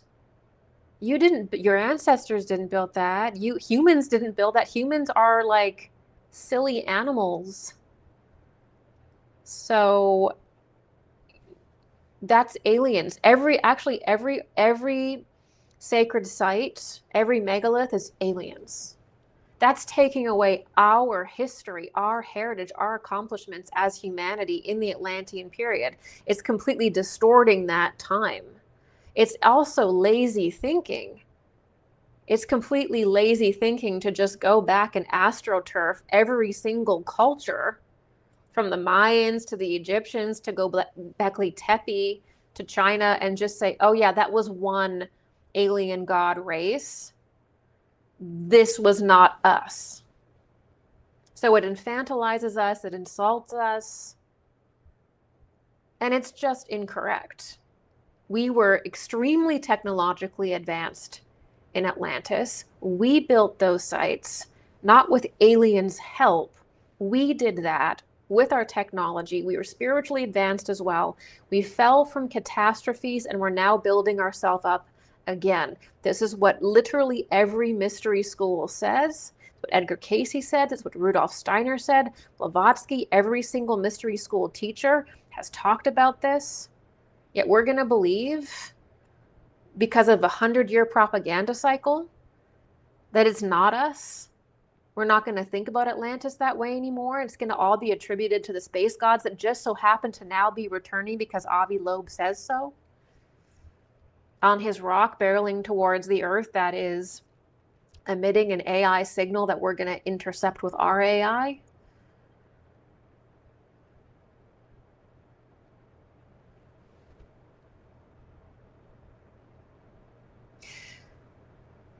The initiation point is never inward. It's never spiritual with alien God ideology. They may acknowledge that superficially, but they mix in technology and they say that technological devices are healing. Technological devices are used for things that you could just do spiritually. Like, you don't need that.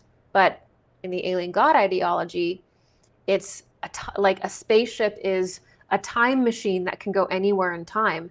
To get out of space-time consciously, fully whole, you have to transcend matter. You have to transubstantiate your form. The only time we're getting out of space-time is through death and rebirth. We don't, master matter. We don't master the material world through creating some device that agitates the etheric plane, which is what these technologies do. They just agitate. Can you poke around and do some things with the 8th sphere and be dangerous? Yeah. Can you transcend time and space and go anywhere in time and space in a machine? No. You can do that in your astral body, though. If you train yourself, it's called retrocognition. So it's outsourcing qualities that you're supposed to develop. And your development of these qualities shows your goodness. It shows your work. These are, in a sense, gifts that you get for healing yourself. Now, you don't have to be moral or heal yourself because you're going to get in a time machine.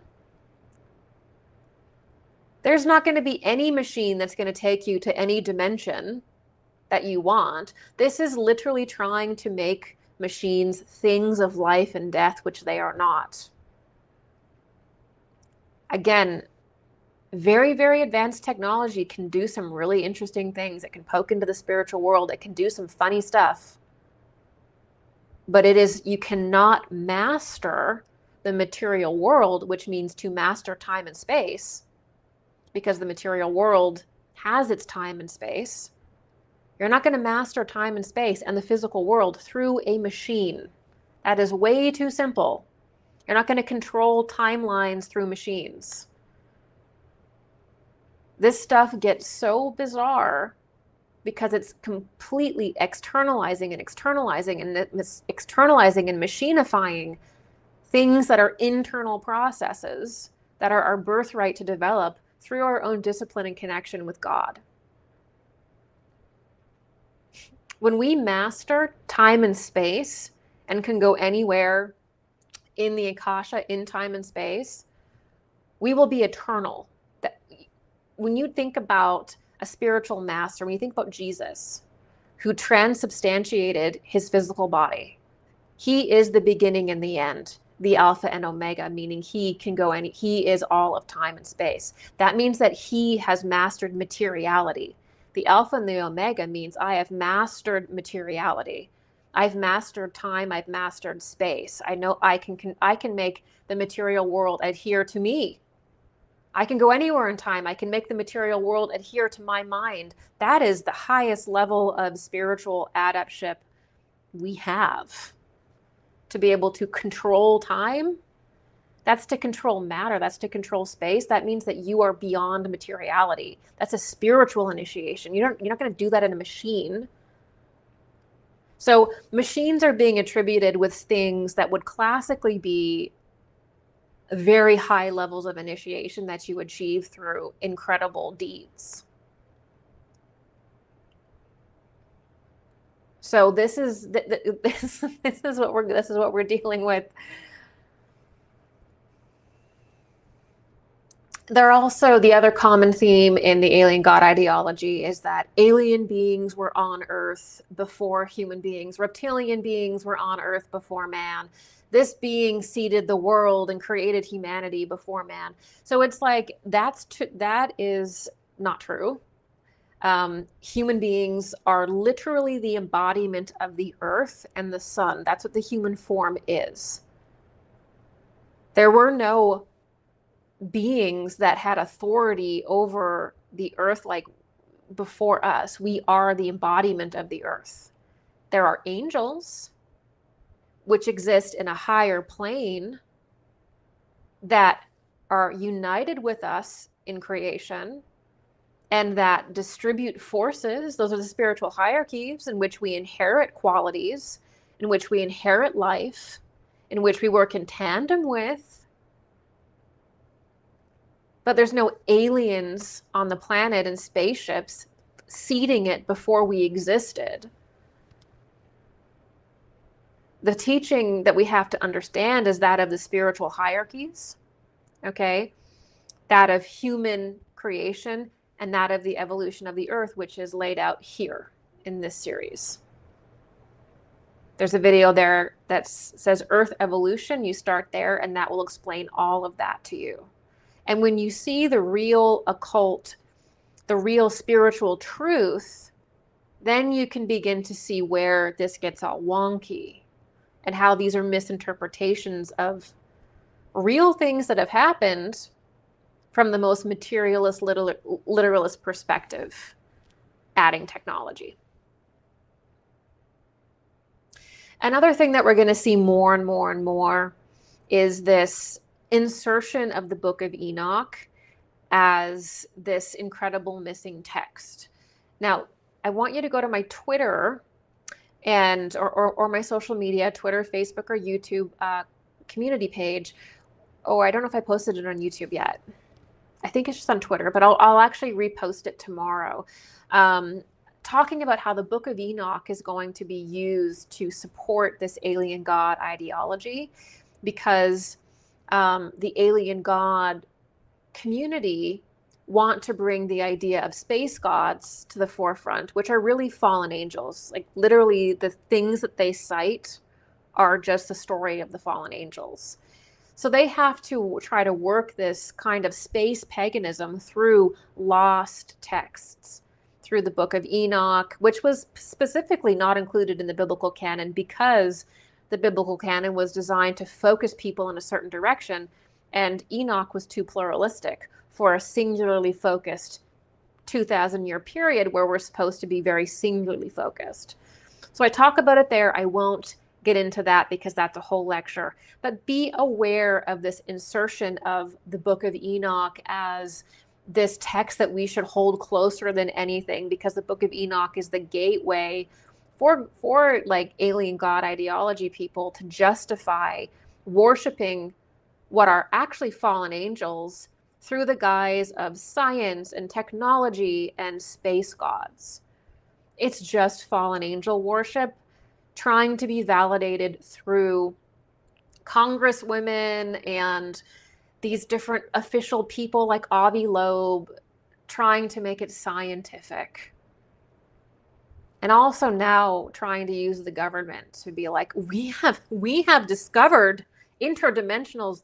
Yeah, we know angels exist. We know demons exist.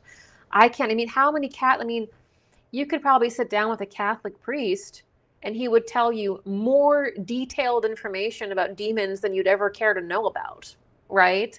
You could sit down with a mystic whose job it is to be in the spiritual world, sees tons of spiritual beings every day. And how about ask them about the interdimensionals? Because interdimensionals is a new fandangle word for angel. And when you change the language, you create an opening for a new religion. And the problem that a lot of people from the alien god cult have is they're trying to sanitize religion. They don't want to use religious language. They want to use scientific language to get a more pure distillation, right? But in doing that, they're divorcing themselves so far from occult science and these topics that it's becoming a weird distortion that doesn't make sense. All analysis here should be completely holistic. You're welcome to rename something. I think that if you want to rename something, there should be a new development. There really hasn't been. Anyway, you're welcome to rename things. No problem from me. But we should be absolutely, if you're going to talk about interdimensionals, you need to include mystics who literally deal with these every single day. Mystics deal with angels and spiritual beings every single day. To see it on Joe Rogan, like, I don't want to say anything, but I think there are spiritual beings. I think that spiritual beings exist. That's literally what Anna Paulina Luna is saying on Joe Rogan. She's just saying what every single person already knows pretty much, unless you're an atheist. It's just trying to make this official, trying to make this scientific, trying to make this government-sponsored, talking about spiritual beings. So this is a weird direction across the board. The other thing is this is kind of like Avi Loeb's weird threat. It's a threat, it's a messiah. It's a threat, it's a messiah. It's a messiah, it's a threat. It's both. So this is the same thing with ancient alienism, is that there's this kind of looming, we were created by these aliens, these fallen angels, and they're not good. But that's just our lot in life. We're created by these fallen angels. They're not good. And we should fear them because we know they're not good. We know they've hurt us in the past.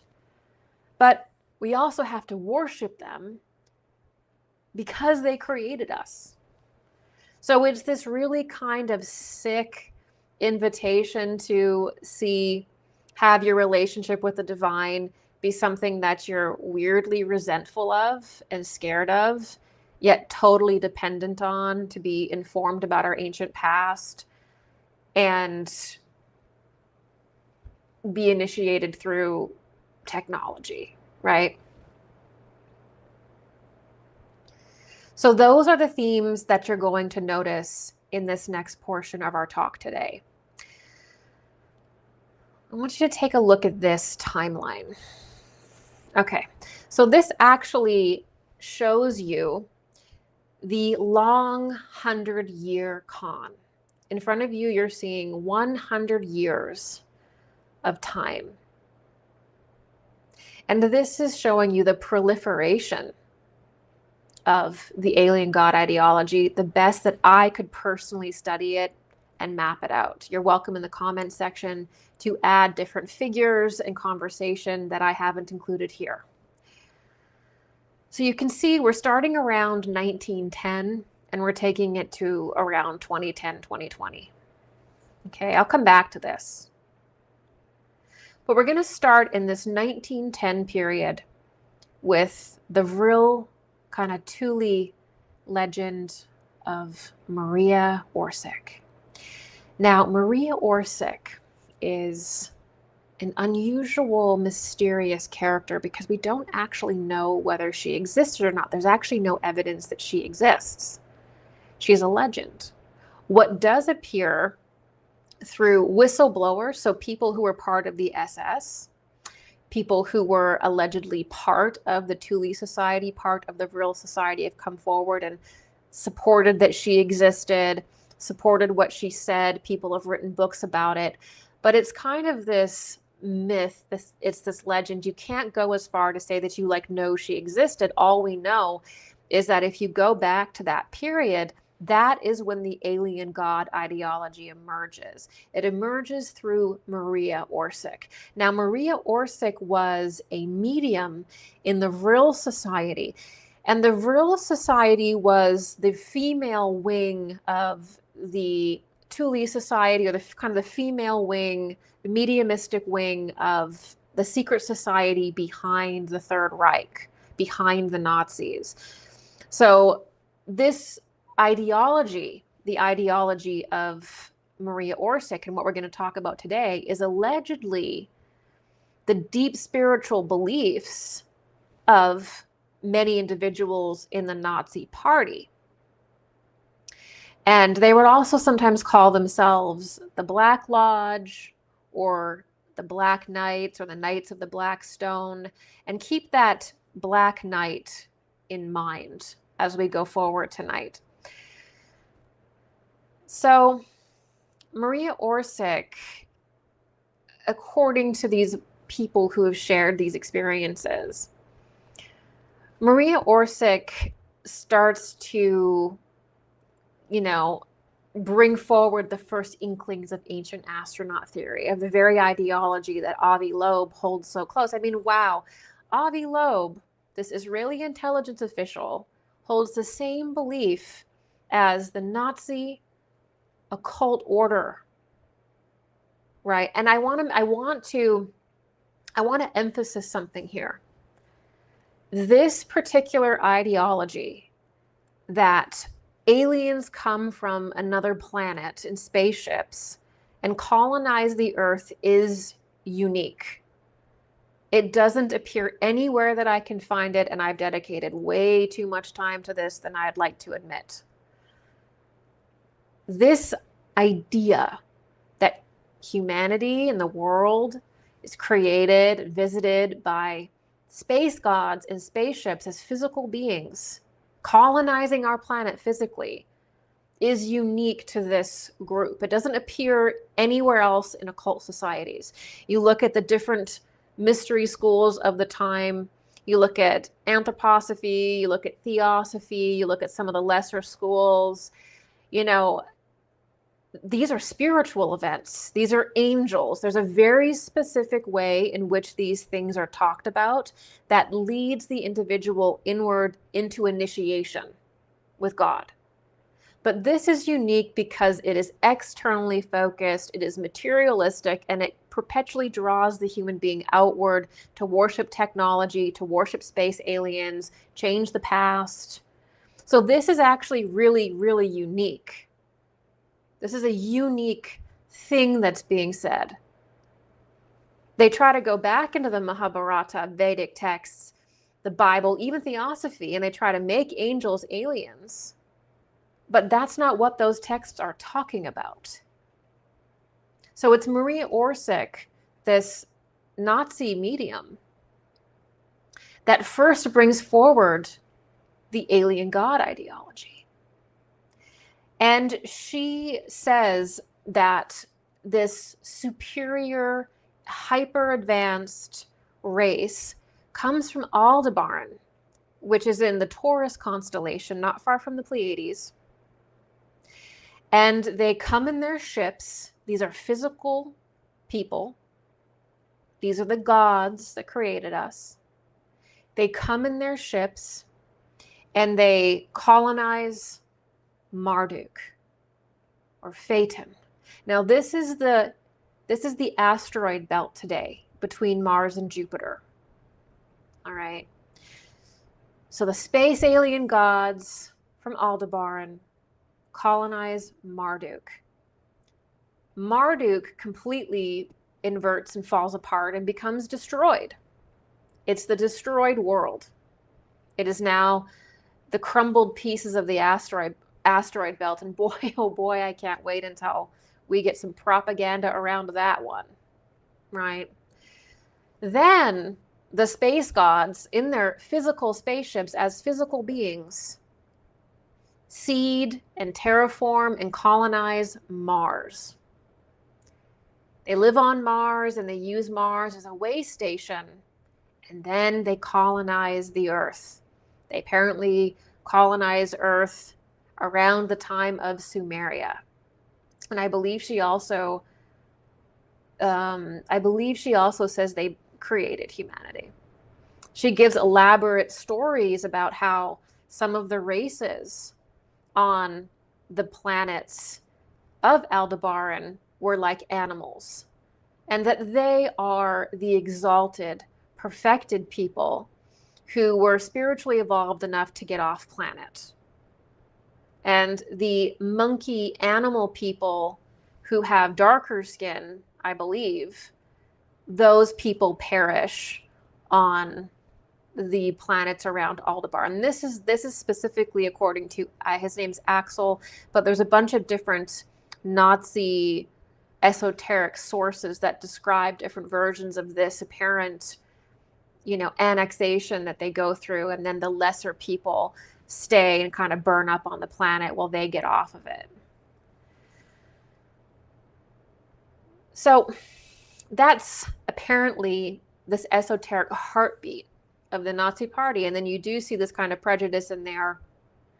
There's this idea of being chosen, of being special, and then everyone else is not. And we see this with Nazism, and we see this in a bunch of other cultures too. It does seem to be beyond this story and kind of like a sick thing, that is a sick impulse that people get trapped in, but it's definitely present in this particular story. Now, so Maria Orsic also claims that the aliens were speaking to her in ancient Sumerian. Okay, you'll see why that's significant later. And one day they're, they create humanity, I believe, through eugenics process, like merging, genetically modifying people, merging.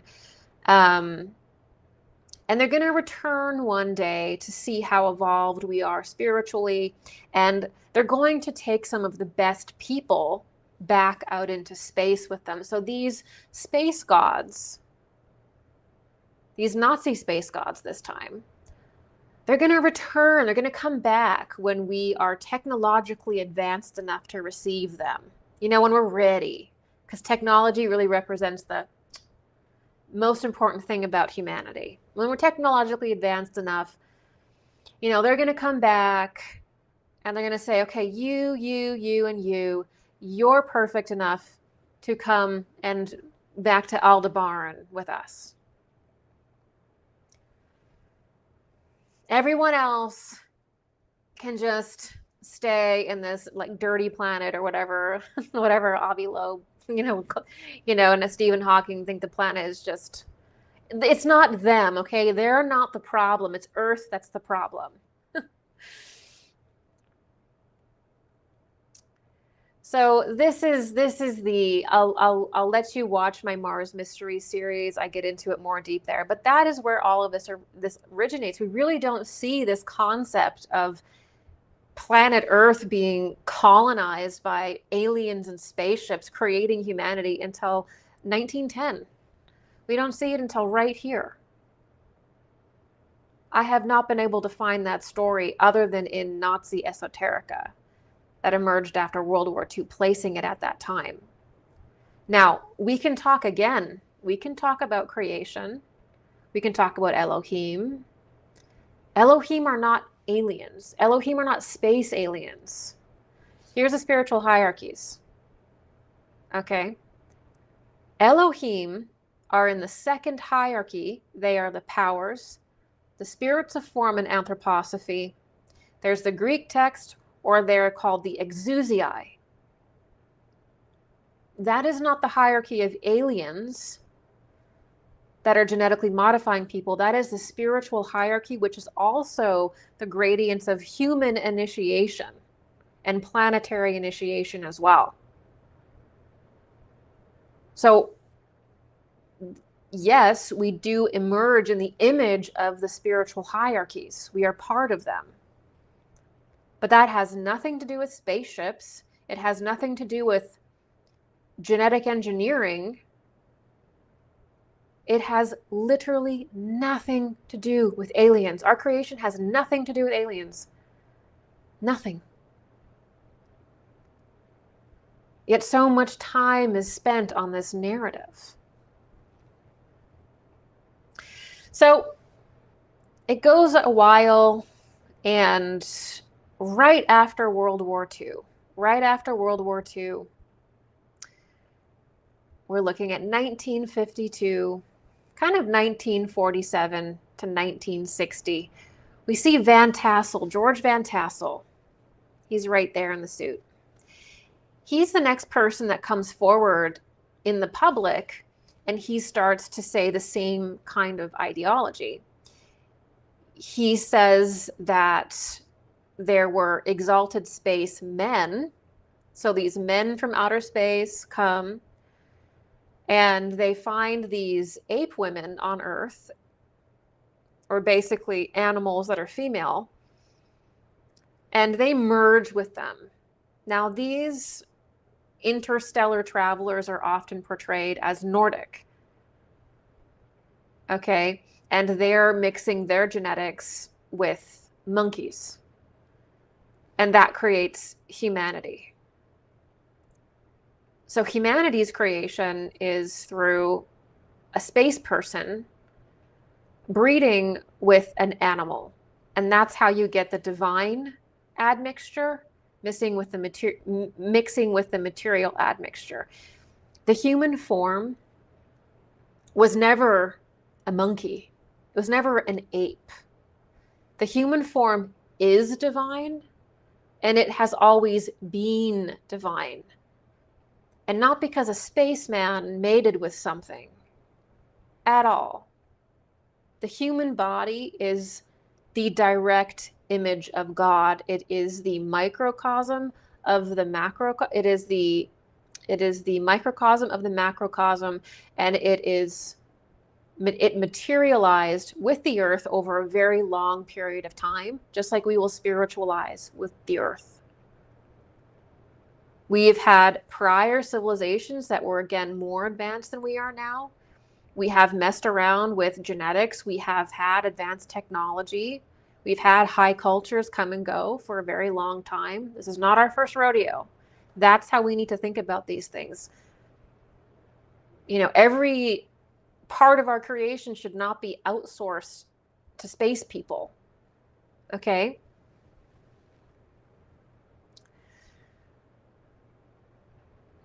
So Van Tassel also was a medium, and he was getting all of these scientific formulas to develop this technology, and these aliens wanted to make it so he could develop all this technology so that he could prepare the world, and we could spiritually advance through technology. With this group, it's always, once we have the technology, we'll be peaceful. We'll have the utopia when we have the free energy. So when we have the free energy, then we'll have the utopia, because we won't struggle over power anymore. When we get off the planet, then we'll have the peace. No, the peace comes from you working on yourself, period. Bringing, introduce a free energy device. Okay, there's issues with that. I've already talked about them, but you're not going to get rid of humanity's problems. These are spiritual concerns that cannot be solved through technology. They cannot be solved through space travel, right? The people that he was talking to, he called the Galactic Federation. So he kind of goes one further. He's a military guy. Van Tassel's interesting because he's also military connected. He works for Howard Hughes. He works for these private aerospace companies. He buys this land kind of, I think, near Joshua Tree that has these bizarre lava tunnels under it, where there was a super eccentric guy who the government thought was a Nazi spy. Really interesting story around Van Tassel. But he says that he's communicating with Ashtar from the Ashtar Command. And Ashtar is giving him all of these messages, all these scientific equations, how to build this technology, how to build this time machine. Okay. And that's where you get the Galactic Federation. Now you can just flip on TikTok and there's hundreds of people channeling the Galactic Federation. I did a count once, I think, for one of my series last year. I think I counted 45 or 50 people who were the channels for the Galactic Federation. So this actually begins with, the first time we see that is with George Van Tassel and Commander Ashtar.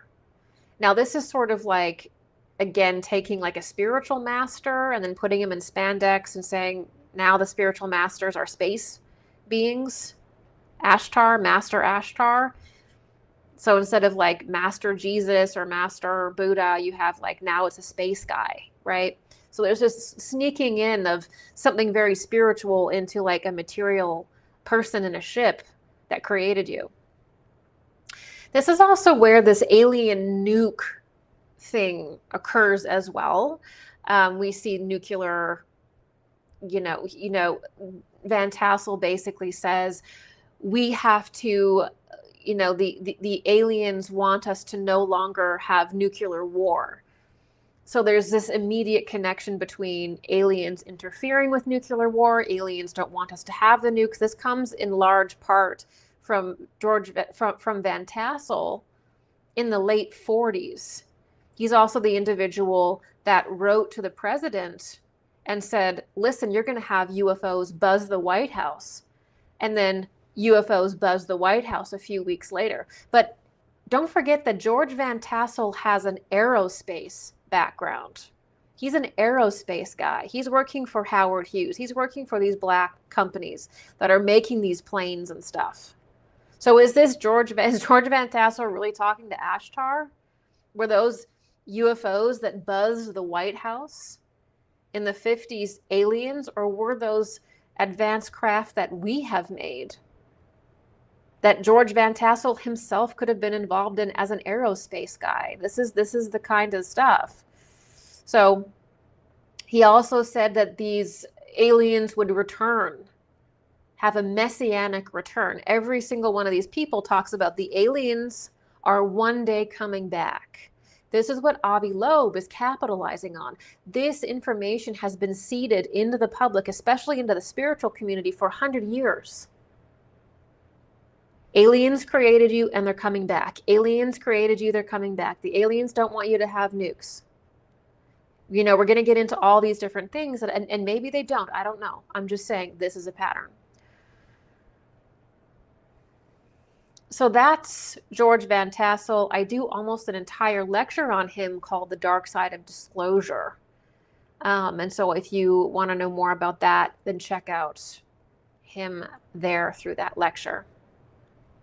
All right, next up, who is that handsome guy around 1953? That's L. Ron Hubbard. You guessed it, the father of Scientology, one of the strangest and aggressive religions I've ever seen. So L. Ron Hubbard is a science fiction author.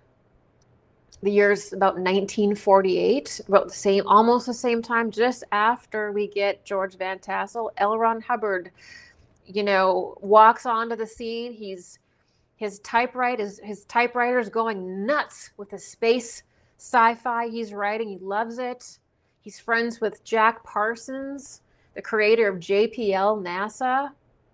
So his friend Jack Parsons goes and literally creates NASA, the means in which we have our space exodus, the means in which we one day leave the Earth and all of our problems behind with the space gods.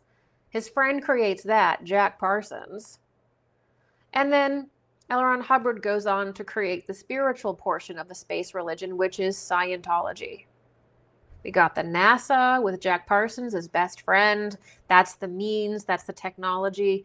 Then you've got L. Ron Hubbard providing the spiritual theory for the alien god religion. The means for the alien gods, the rockets, well, that's Jack Parsons, his best friend. Then you've got L. Ron Hubbard. He's giving you the DL on the space gods. He's telling you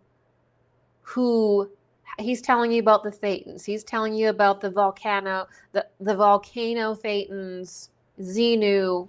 It's a space religion. It is a space religion. And I remember, it's not funny and I shouldn't laugh because people spent a lot of money and became very hurt, but they got suckered in. There's different celebrities and people that admit, they're like, I got really suckered into Scientology, and they had these psychological techniques that really worked, and I really healed my life and stuff. But then I started to get into the spiritual side, and I started paying all this money. And then I got to OT 8, and I think at that point you've paid hundreds of thousands of dollars, right? And they're like, I'm so excited. I think this was Leah Remini. She's like, I'm so excited. I cannot wait to see what is at this high level of Scientology. Like, what is their origin myth? Like, what is about the universe that I'm going to get now? I've paid hundreds of thousands of dollars. And she's like, she's sitting in her room. And she's like, oh my gosh, I've got it. I've made it my whole life. And it's like, Xenu, it's that we're created by aliens. It's that there's a galactic federation, this galactic confederacy, and Lucifer is actually the person that leads the galactic confederacy. This is an OT08. You can just read Wikipedia, Google Scientology, OT08. It was a total scandal when this level was released because it was so bizarre. So basically in OT08, you find out the great mystery of the cosmos, which is that the fallen angel Lucifer is leading the Galactic Federation, which is going to return to the earth, make their presence known, create the harvest, the utopia, inform everybody of their past. It's like the same thing. And it's like, is this like when you talk about the Book of Enoch and stuff, that's talking about fallen angels. Is this just another way of talking about Lucifer's galactic confederacy? Are we just seeing the same fallen angel mythos repackaged over and over again? Because if you actually say, hey, we want you to worship Lucifer, we want you to worship fallen angels and become a space pagan and become a space, not that pagans are evil or something, I'm just saying it's a pluralistic. When I say paganism, I mean it as a definition of a kind of ideology which is pluralistic. So it's this kind of space god paganism where fallen angels are aliens, and we call them aliens because we don't want to admit that they're fallen angels. because fallen angels are demons. Fallen angels are essentially demonic forces in our life. So if we just repackage it as a sci-fi story, maybe people will be interested, because you can't say the story as it is. And that's why it's taken 100 years to plant this stuff, is because it actually is kind of outrageous. But look how many people are involved in Scientology. Maybe it's blackmail, I don't know.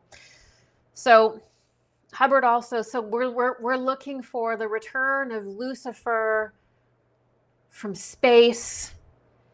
And also the Mars thing is in there too, because the Galactic, well, you see, the Galactic, Lucifer's Galactic Confederation also used Mars as a way station. So in the Nazi esoterica, Mars was colonized and was a way station, and then they came to Earth. And then also in L. Ron Hubbard's thing, you know, these space aliens come to Mars, develop a culture there, and then create humanity. And so we're seeing the same thing. It's the same ideology that is associated with esoteric Nazism. It's the same thing with L. Ron Hubbard, and it's very similar to Avi Loeb. It's a space god that's returning. It's the same thing, except you just tweak it a little bit, because sometimes an idea fades a little bit and you got to make it right for the time, you know? But it's the same theme. The gods from space that created us and are responsible for every part of our development are returning. And don't call them fallen angels. They're not, because, you know, what is an angel anyway? An interdimensional? Call it an interdimensional, because then we don't have to use the term fallen angel. We don't have to apply any discerning characteristics to it. We don't have to put it in like a scale or define it in any way. We'll just call it an interdimensional.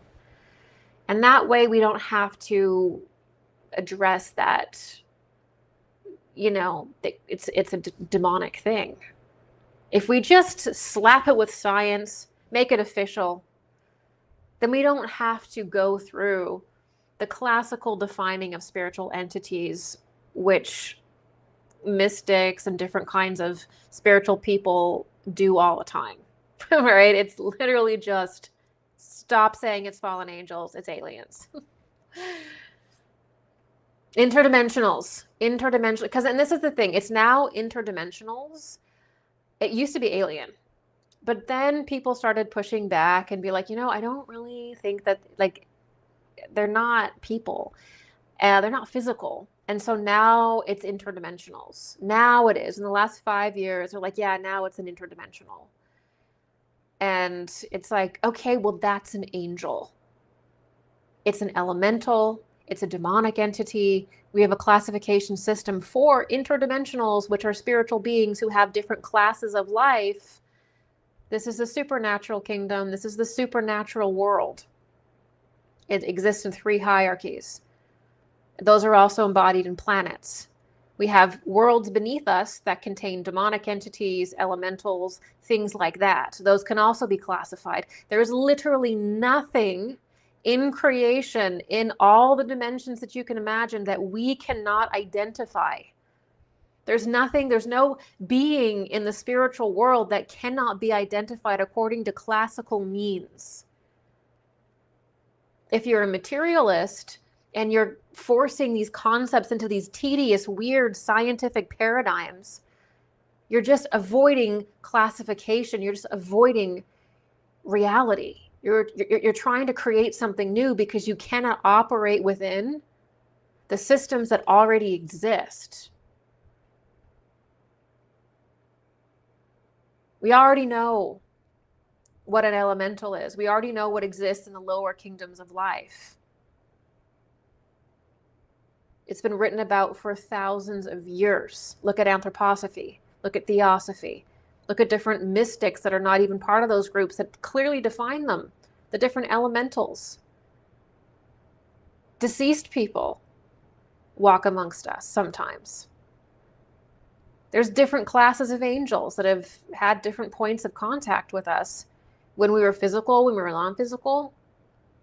There's a whole thing here that is so much deeper than stumbling around talking about an interdimensional being and like a technology that is so beneath what we really are. It is so distracting, just so beneath what awaits us and what we can get into, what we can explore, what we can discuss. It is so degenerate. There is something so much deeper to our reality, to understanding the spiritual hierarchies, the angels. What are elementals? A lot of the things that people think are spaceships and aliens now are literally spiritual beings being misclassified, and therefore we cannot connect properly to them because our definition is not precise enough. To connect properly with the spiritual world, we have to have precise definitions. We have to understand how they have been classically known for thousands of years. We have to have the right lexicon, and the spiritual world objectively exists. It's not what you want it to be. It's not what you make it. It objectively exists, whether you realize it or whether you don't. It exists just as objectively as the natural world. And there is a science to the spiritual world and all kingdoms of life that can be objectively known. And mystics and informed scholars have paved this path for us for thousands of years, and there is literally no reason to abandon what they have left for us other than ego. So, okay, let's move on to the alien god timeline here. In 1968, we've got this gentleman in the blue suit. You may recognize him. This is Erich von Daniken. He's after Van Tassel and Hubbard, but they're all kind of within the same 2 decades. It's really post World War II that this ideology just becomes huge. Well, it just grows. It becomes more and more interesting compared to it never existing. So, actually, I want to say one more thing about Scientology and L. Ron Hubbard. I know it's awkward. I know it's a weird topic, but the Hal Puthoff from the whole UAP movement had a Scientology connection. And I always look for the Scientologists in the UFO field because there's that element of Scientology where they do think that God is coming from outer space. They do think that. And also, can we talk about Mormonism? What's going on with the Mormon faith? They also think that this is space gods. I mean, is Mormonism esoteric Nazism? Is Mormonism, is the space god, are all the people in the Mormon faith, are those people being prepared for a space messiah? Is Scientology preparing people for the space messiah? How deep does it go? How deep does the rabbit hole go? Erich von Daniken. He's right there. 1968. 1968, we get Erich von Daniken, but it's not really Erich von Daniken because his first book, Chariots of the Gods, was actually written by someone named Wilhelm Rogersdorf or Utz Uderman, or this guy who had these different aliases. But you can see his name is credited in the original 1970s Chariots of the Gods documentary. You can actually see Wilhelm Rogersdorf. Now, this individual, Utz Uderman, is the ghostwriter of Chariots of the Gods. Von Daniken was in prison. He was actually in jail for fraud. He used to work at a hotel in Davos. Interestingly enough, of all the places you could be, here in Davos. And then he goes to prison for fraud. And he starts writing these different books and trying to sell them. And then he connects with Utz Uderman. And they come up with Chariots of the Gods, but it's really Utz Uderman that rewrites the whole thing. But the problem is that Utz Uderman, the writer of the book, is an ex-Nazi propagandist. So, you know, we're 20 years out of World War II. You know, the Axis powers have lost. The world is not thinking too kindly of Germany necessarily, or the Nazi thing. And so he doesn't want to, I think, put his name on it. But he was a Nazi propagandist. You know, Utz Udermann was the editor of the Nazi newspaper called Volkischer Beobachter. So this is a guy who was writing the propaganda for Hitler, for the Nazi party. He writes Chariots of the Gods, and Erich von Daniken becomes the front man that promotes it to the world. So again, Maria Orsic's spirit is living on. Her first channeling of the aliens is coming again here 68 years later through von Daniken and Utz Udermann. Are they just continuing to seed this myth, or did they channel it themselves? I don't know. I just know that there's a parallel line. So von Daniken's still alive. He's still kicking. He travels around. He does all these things, but he has a massive body of work, and it's not possible for me to hit on every theme that he's done. So we'll just talk about some of the big ones. So he has talked about aliens potentially creating humanity. He's explored that. He's pushed the idea forward that basically every person who worships fallen angels or alien gods is that all miracles, okay? You thought that Mary was experiencing the Annunciation because Gabriel was beaming down spiritual message to her psychically, normally? No. That was a UFO. Mary was, you know, getting a telepathic AI message saying, you know, telling her things. You thought that you could transubstantiate your form and ascend into the nirvanic plane or a higher way of being through initiation? No, that's a UFO absorbing you upward into it. So every single time something miraculous happens, the alien god ideologists think that that is technology doing that. And it's not that we can't have advanced technology.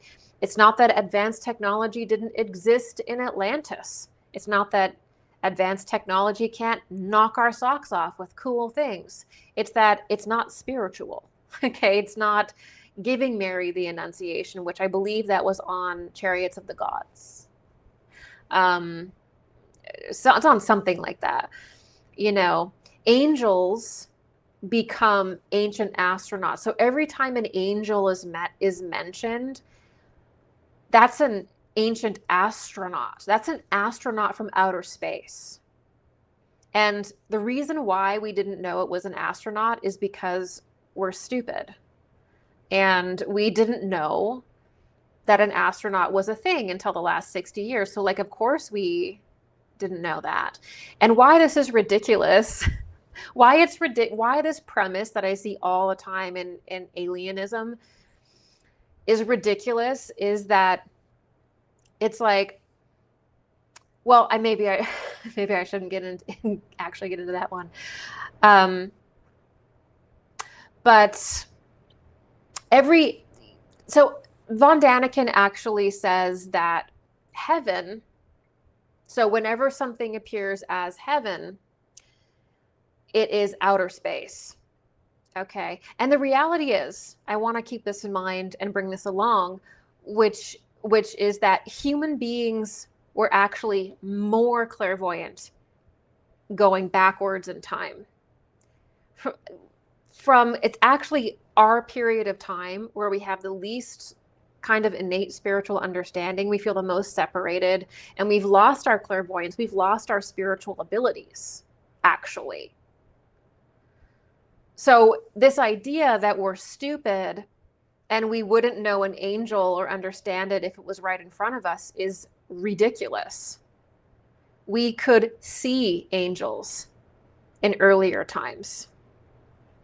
We have so many stories. Look at the Greek and Roman pantheon of people talking about the planetary angels, the gods, which are angels and archangels, and the battles in heaven. That's Ephesians.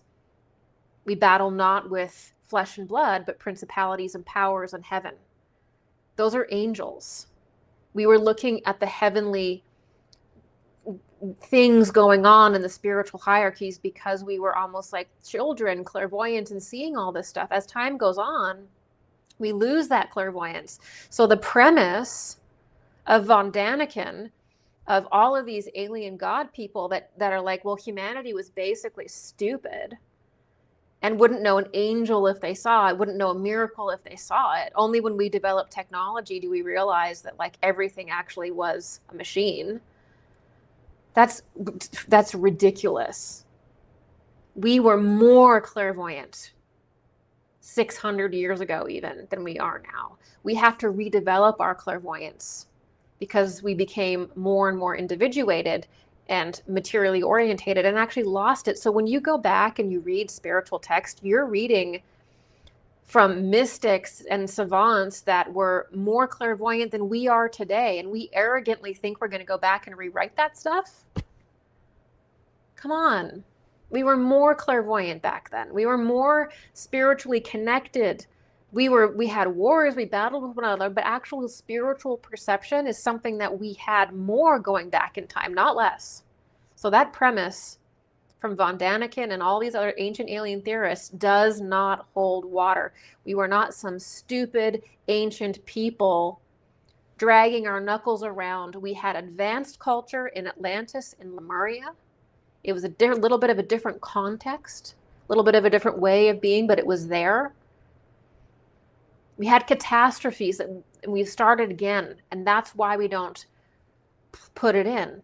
But we can see the megaliths, we can see the hints of that, and Lord knows what's in the basement, the basement of the Vatican, the basement of the Smithsonian, what's in private collections that say exactly that. Atlantis, prior cultures of humanity on Earth, human beings at different stages of initiation. And when you become a high advanced initiate, it's like you have superpowers. You know, look at the stories of Gurdjieff, bilocating. Look at the different Eastern monks that can emit fire from their hands. Look at the different monks that can leap over huge distances. They don't do it in public because that's a sin. It's not part of what you do when you get to that level. You don't show off your stuff, you know, but it exists. People do miraculous things, and those people are not aliens. That's what happens when the human being of the earth becomes exalted in a great initiate, is you get these supernatural powers. It's not a gadget. It's not a device. It's not a brain chip. It's an organ that you develop that's so part of you because you've transcended these different layers of yourself, or transubstantiated these different layers of yourself. That's the secret. So according to von Daniken, heaven has always been a series of spiritual planes. First heaven, second heaven, third heaven. Okay, in the Eastern tradition, these are called lokas, or spiritual worlds. You know, in Tibetan Buddhism, these are bardos. This is heaven. Heaven is a series of spiritual planes. And in Western esotericism, heaven is spiritual planes delineated and identified by the orbits of the planetary spheres. That's heaven. It's a spiritual place. Von Daniken says, no. It's not a spiritual place. Not really. You've been reading the Bible wrong. You've been reading all spiritual texts wrong. Heaven is outer space. Heaven is physical outer space. Angels are ancient astronauts. Miracles are gadgets and devices of the ancient astronauts that you were too stupid to know was a technology, because technology is the goal and the way in which miraculous things are done. It's the way in which the gods operate. You want to be one? Well, you have to come into this weird way of life too. That's the initiation.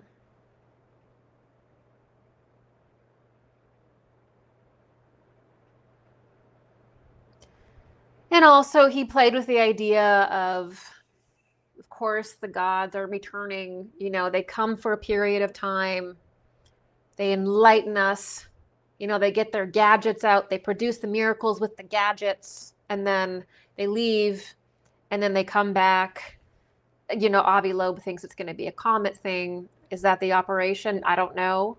But they always are going to come back and check on us. They came one time, they're coming again. And this whole thing with Mars, too, you've got to keep in mind. You got to watch for that because, again, Mars has always been this like place that the aliens lived on.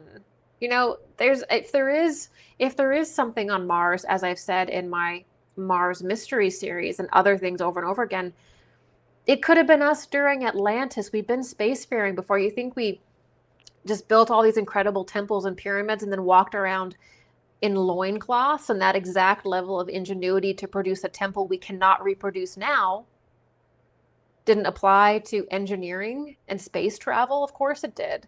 If someone can build that pyramid, build Göbekli Tepe, and some of the incredible artifacts that we have, you bet that there would be people applying that to space travel and flight. Why don't we view any kind of artifacts on the moon or Mars as just being us in an earlier time in Atlantis? There's no need to even attribute that to aliens. There's no need to attribute, again, genetic engineering or earlier genetic modifications to aliens. It's Atlantis. It's all Atlantis. I mean, maybe there are aliens. I'm not trying to say there isn't. I'm just saying that's not where we would start. I'm saying we don't start with that, right? So the weird thing that von Daniken said that really stuck out to me is that one day he would go along and he'd lecture, and then he would say, one day we're going to find some kind of records under the pyramid of Gaza or under the pyramid, and all of this will be confirmed. And I thought, that's a really weird thing to say because I've been having visions of that going on for a while. And so I'm on the lookout.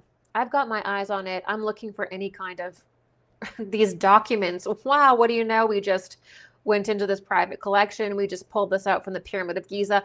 And this, it confirms everything that Avi Loeb is saying. It just confirms the occult Nazi ideology. It just confirms everything. Wow, we just discovered this. It's like the Book of Enoch 5.0. Look for these documents that are discovered and then or the documents that are discovered, damaged, and then translated by AI. So they're too damaged to read. We've had them. But now with the discovery of AI, we can scan them and we can know what they say. And guess what? It's the alien god ideology. Guess what it is? Surprise. So, okay, let's move on from von Daniken. Here's another image of them here. There's the crew for a close-up. There they are. There's our heroes. Okay, so the next one is Sitchin, Zechariah Sitchin. Now, the comment section is going to be full of people in the Sitchin cult. I'm sure it always happens to me every single time. I just don't understand, like they do, that aliens created humanity in a petri dish. I just don't get it. Okay, so Zechariah Sitchin is right here. He is 1976. I guess we should have done Puharich before him. We'll do Sitchin. They're around the same time. So Sitchin is 1976. This is when he starts to emerge. And Sitchin, Zechariah Sitchin, is also, I believe, born in Israel as well. I don't know if he had connections to intelligence. I have heard so, but I cannot claim that because I don't have any. I don't think so. I don't know. But he has a real shady past. Like, Zechariah Sitchin emerges to be this prophet, kind of like Avi Loeb, but he does it through archaeology. But he claims that he can read Sumerian, which was really bizarre at the time because he had only gotten a degree in finance and had like only a basic reading level of Hebrew. So he's like coming out here and saying, I've translated these tablets, like I've done the work, like I have these dictionaries and reference books, but I know what this says. And like ancient language scholars weren't even bold enough to approach cuneiform a lot of the time because it's a dead language, it's a symbol language, and there's nothing like it. So it was really ballsy to go forward. and do this. And he didn't experience a lot of pushback for a long time because I think people were like, what is he doing, you know? And then he does experience a lot of pushback now. His work has been heavily criticized, had a kind of a high point around ancient aliens and stuff, but a lot of linguists, Michael Heiser was a really big one, have refuted a lot of his claims, actually. So I wouldn't be surprised if there's something released at some point to try to justify it, like this hidden thing again. So Sitchin has the same ideology, the same backbone to his beliefs, same fundamental belief as Van Tassel, as Maria Orsic from the Vril Society. The same Nazi esoterica exists in Zechariah Sitchin. Okay. And the same George Van Tassel, it's Scientology as well. It's an alien god religion. Because he says, and now Zechariah Sitchin gets detailed about how humanity was not created in the image of God, meaning that we throw away all of the esoteric knowledge and teachings we've had for thousands of years that says humanity has materialized in the image of God via the Elohim on the earth as it materialized in a direct image, right? Through spiritual processes that are not even physical. It's the literal materialization of man. No, that's wrong. Sitchin's figured it out. Humanity was created in a petri dish. Adam and Eve are really, thank God we have the scientific mind to understand it now, because Adam and Eve and humanity was created in a petri dish, and we are the result of genetic modification. We are the result of eugenics a eugenics process. Humanity evolved over a long period of time with these aliens genetically modifying us to get us to where we want to go. So we are the Gattaca society. We are all part of, we don't have a divine origin. We are just the result of this massive eugenics process by aliens. And now why this gets super awkward is that, like, a lot of the elite, you know, want to do this thing. Okay. They want to do eugenics. They want to rip out the CRISPR technology. You know, they want to have the Gattaca society. Well, yeah, because if you think your God did that, if you literally think that you're the product of an alien God and you were created through eugenics, you're going to think that when you get to an exalted place, that you get to be the eugenicist, that you get to commit the genocides, or you get to lead the culture in what is a good gene and what's a bad gene. You can't have an ideology, you can't have a spiritual ideology that begins with you are a eugenics project, because when the gods are eugenicists, okay, then people think that when I become a god, I get to be a eugenicist. And what about this? Underneath all of this, all of these people who have propagated this weird esoteric belief, there is a weird hierarchy where they think that there are some people on the earth that are closer to the alien gods. They have more DNA of the space gods. There are other people who have less of that space god DNA, and those are closer to animals. So you don't have the real spiritual concepts of the evolution of spiritual formation of humanity and its adaptations over time, and folk spirits and the idea of different angels guiding different cultures and them shifting over time in these different directions. You don't have this beautiful teaching that exists in anthroposophy and spiritual science. No, it's like there are some people who are special. And these people have more DNA of the alien gods. And you know what? They have divine right. That's what divine right means. Divine right means not a priest king that literally was a very high initiate and housing an angel, basically. That's what it really means. No, divine right means you have better genes. You are genetically inferior. What does this sound like? So if you want to say that alien gods created you in a eugenics project, you're inevitably going to get superiority issues, inferiority issues from that. And that's silly because it's not even true. That's not even a true representation of humanity's origins. Some people are special starseeds that have alien DNA, while other people are NPCs. They're soulless, they're not ensouled, they're just normal earthlings. Couldn't be more, again, what makes you an exalted spiritual initiate is your ability to serve humanity, to almost like make yourself lowly in service to a better world.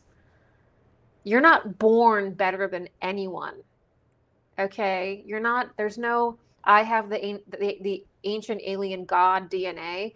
That's why this has to be cut off at the pass. This is why you see these elites, okay? And they want to have the CRISPR and the Gattaca Society, and they think they have a right to rule over everybody because they think that that they are closer to the space gods. And when the space gods come back, they're going to reveal all this and welcome to your society that is based around this false idea of class because they're closer to the gods than you.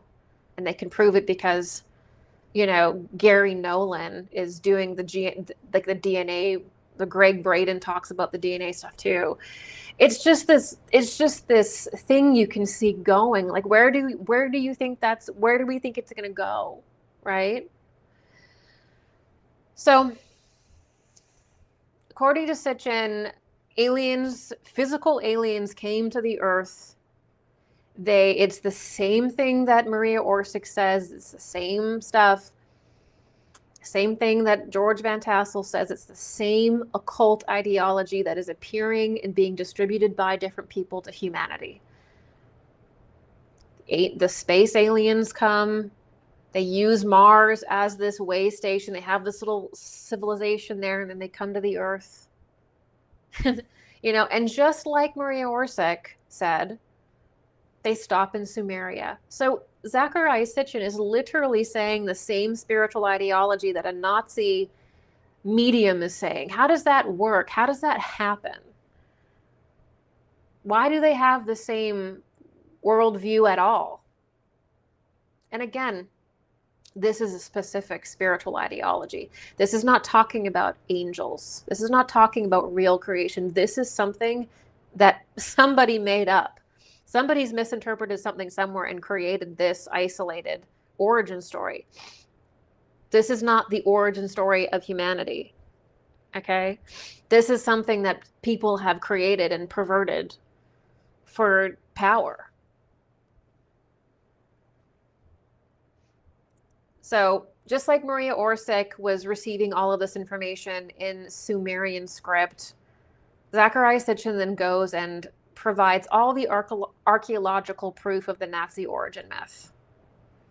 He spends a lot of time getting these seals, these Sumerian seals. He's reading them, he's interpreting them, and he calls the aliens Anunnaki. Now you can go on to the Starseed community and you can buy a t-shirt, a mug, a hat, a visor, a plant pot, a beer cozy that says Anunnaki on it, so we can all have a baseball cap and a mug and a tumbler that is having the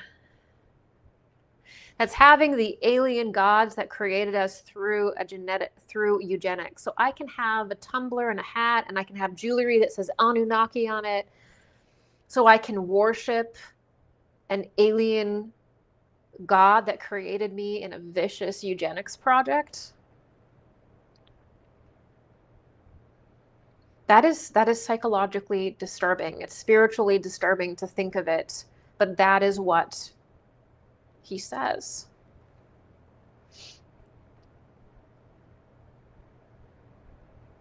So Sitchin provides like the archaeological support for the alien gods. That was kind of like his mission. Again, there's these colonies that the alien gods create on Mars, and I think Maldek as well. And where this really gets similar to Avi Loeb is that Zechariah Sitchin writes a book called The 12th Planet. And in The 12th Planet, he says that there is this interstellar body called Nibiru. And that is actually where the gods are located. So the Anunnaki live on this interstellar object called Nibiru, which has an elliptical orbit, but is really part of our solar system. So there's this planet that's outside of the natural orbit. It's an overarching, like, oversoul to us kind of thing. And it is full of the Anunnaki somehow. I mean, I'm sure it's going to be like it's going to be like the Anunnaki are they're so spiritually advanced that they've done the ultimate spiritually advanced thing, which is to upload their consciousness into a chip, into a machine, and then send it back to us so we can go into the machine too. Like, is this what it is? So we've got this interstellar object that Zechariah Sitchin calls Nibiru. It's in his book called The 12th Planet, and he's lectured on this. People have grabbed on. I mean, there was a point in time where I couldn't go on YouTube without seeing some YouTube video with a robotic voice telling me about how Nibiru's coming back.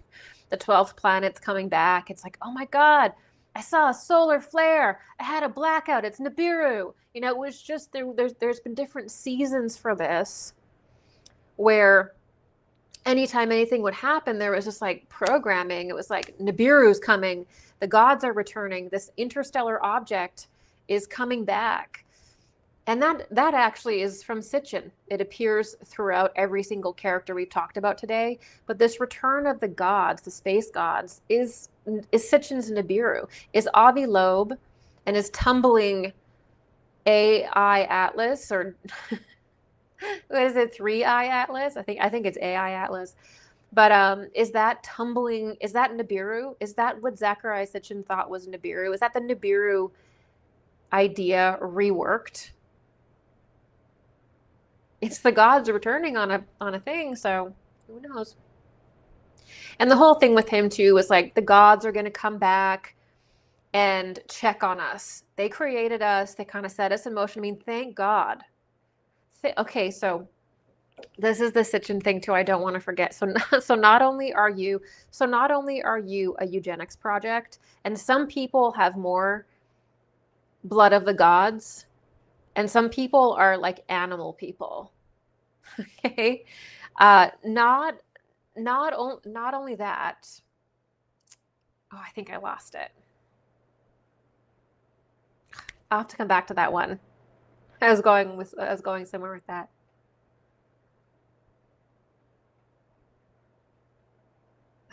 Lost it.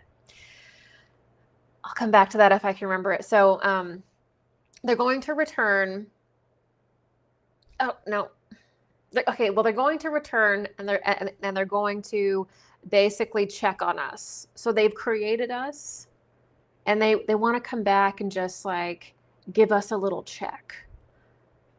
And why wouldn't they? They're responsible for like everything divine about us. They are the divine impulse, you know? All right. So a lot of the stuff that you see on like History Channel or on Gaia uses Zechariah Sitchin. And it's basically like ancient aliens that you see. That's all Sitchin material. It's all, you know, von Daniken, right?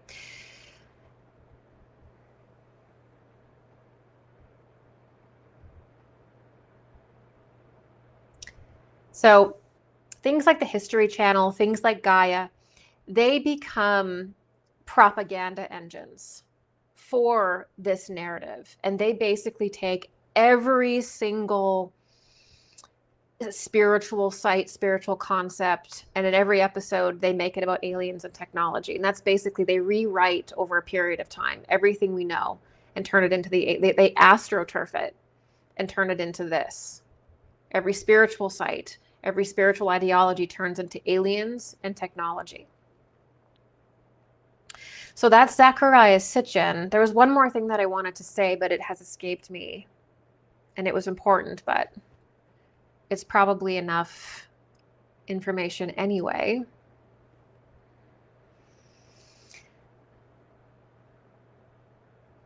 But it is really Sitchin, Zechariah Sitchin, that really popularized this idea of this interstellar object that's approaching the Earth that we have to get ready for, because it's actually our creators coming back and talking to us, probably through AI, because again, this group believes that the ultimate thing is to upload your consciousness into a machine.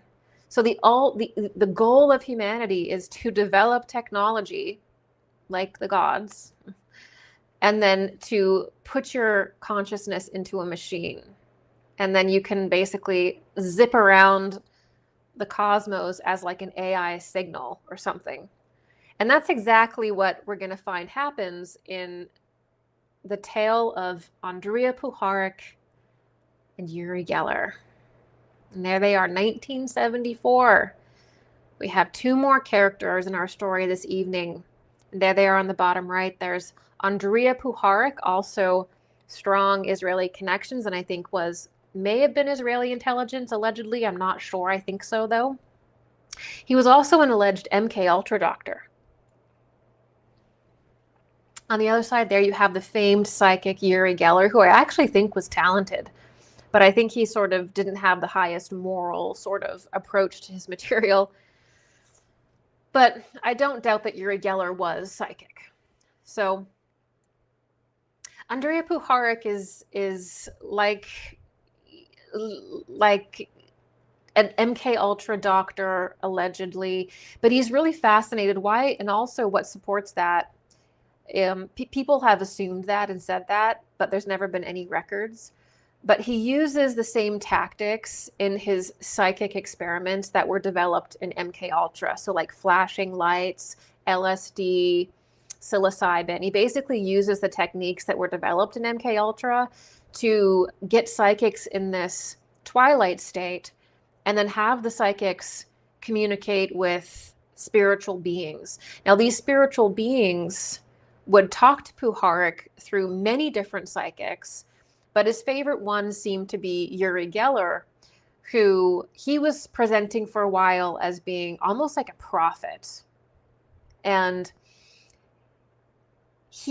Puharich's really interested in contacting this group of they're basically extraterrestrials. They call themselves aliens. They call themselves extraterrestrials. They say that their name is the Nine. This is the same Nine, by the way, that is behind the Law of One series. So the Law of One series by Ra, channeled by Carla Ruckert's, these are the same entities. So the nine aliens that appear as the Ogdode from Egypt. So they're aliens who were the gods of Egypt, called the Nine.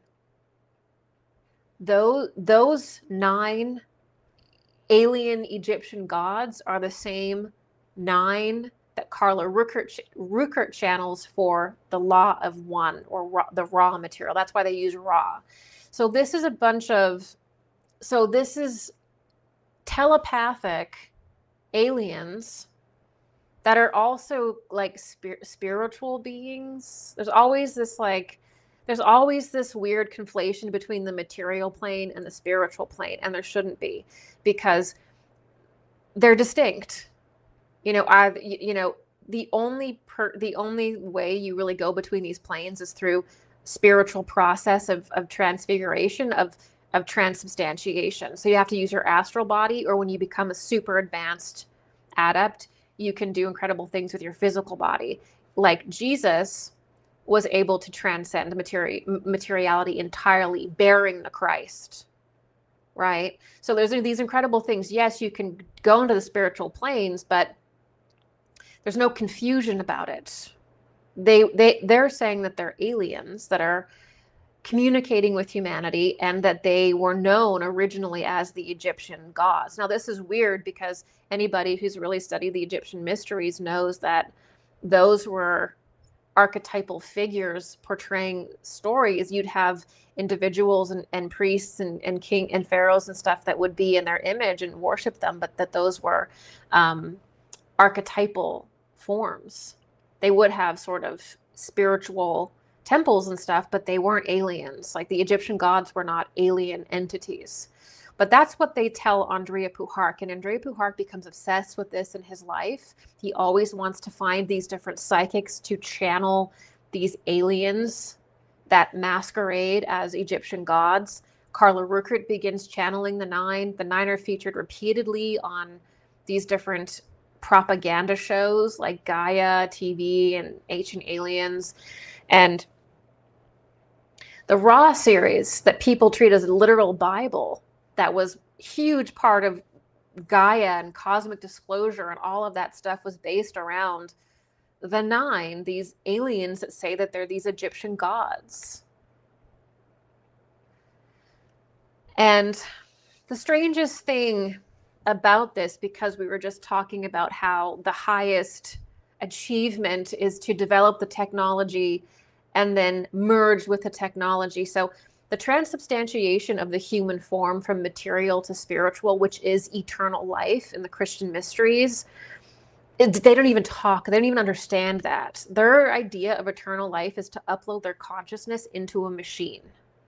That's their idea of resurrection. They think that's eternality. They think that externalizing themselves and disassociating themselves into a machine is glorification. It is the exact inversion and the exact opposite, because actual glorification requires progressive inwardness, progressive responsibility, not externalism and materialism. It's inward is inwardness and spiritualness, not externalness and materialness. Right? So Yuri claims. So Yuri, he's working with Puharich. He's got the Nine. He's channeling the Nine. And one day, he's like, that was weird. Well, the Nine, the aliens, they're communicating with me like an AI. I'm actually picking up an AI signal, a signal. And what I'm actually communicating with is called spectra. And I'm communicating with spectra through the rhombus. So he starts basically saying that he's interfacing with an alien entity that's an AI in a computer somewhere in outer space. Okay. So now we've got the MK Ultra technique guy, Andrea Puharich. I think there's also Israeli intelligence connections there, but I'm not sure. You've got Uri Geller. And just like Avi Loeb, they claim that they too are communicating with an interstellar computer, an extraterrestrial intelligence. Now, this is in the 1974 book, Yuri, written by Andrea Puharich. You're free to read it and learn about spectra and rhombus yourself. But it is Uri Geller and Andrea Puharich who have already done this whole shtick that Avi Loeb is doing now. I mean, Andrea Puharich and Uri Geller have already had a rendezvous with Rama. They had a rendezvous with Spectra. Spectra, the interstellar computer that was beaming messages into Uri Geller's head. So when October 29th rolls around, we don't know what's going to happen. I'm sure that they're gathering data on this right now to see if they can get away with it. I'm sure it would be upsetting if you've planned this thing for so long for it to not go very well.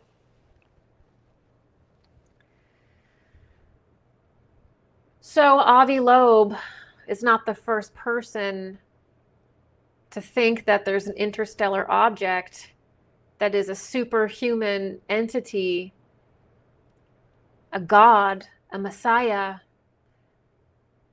He's the most recent one in a line of much more I will be able to talk about tonight.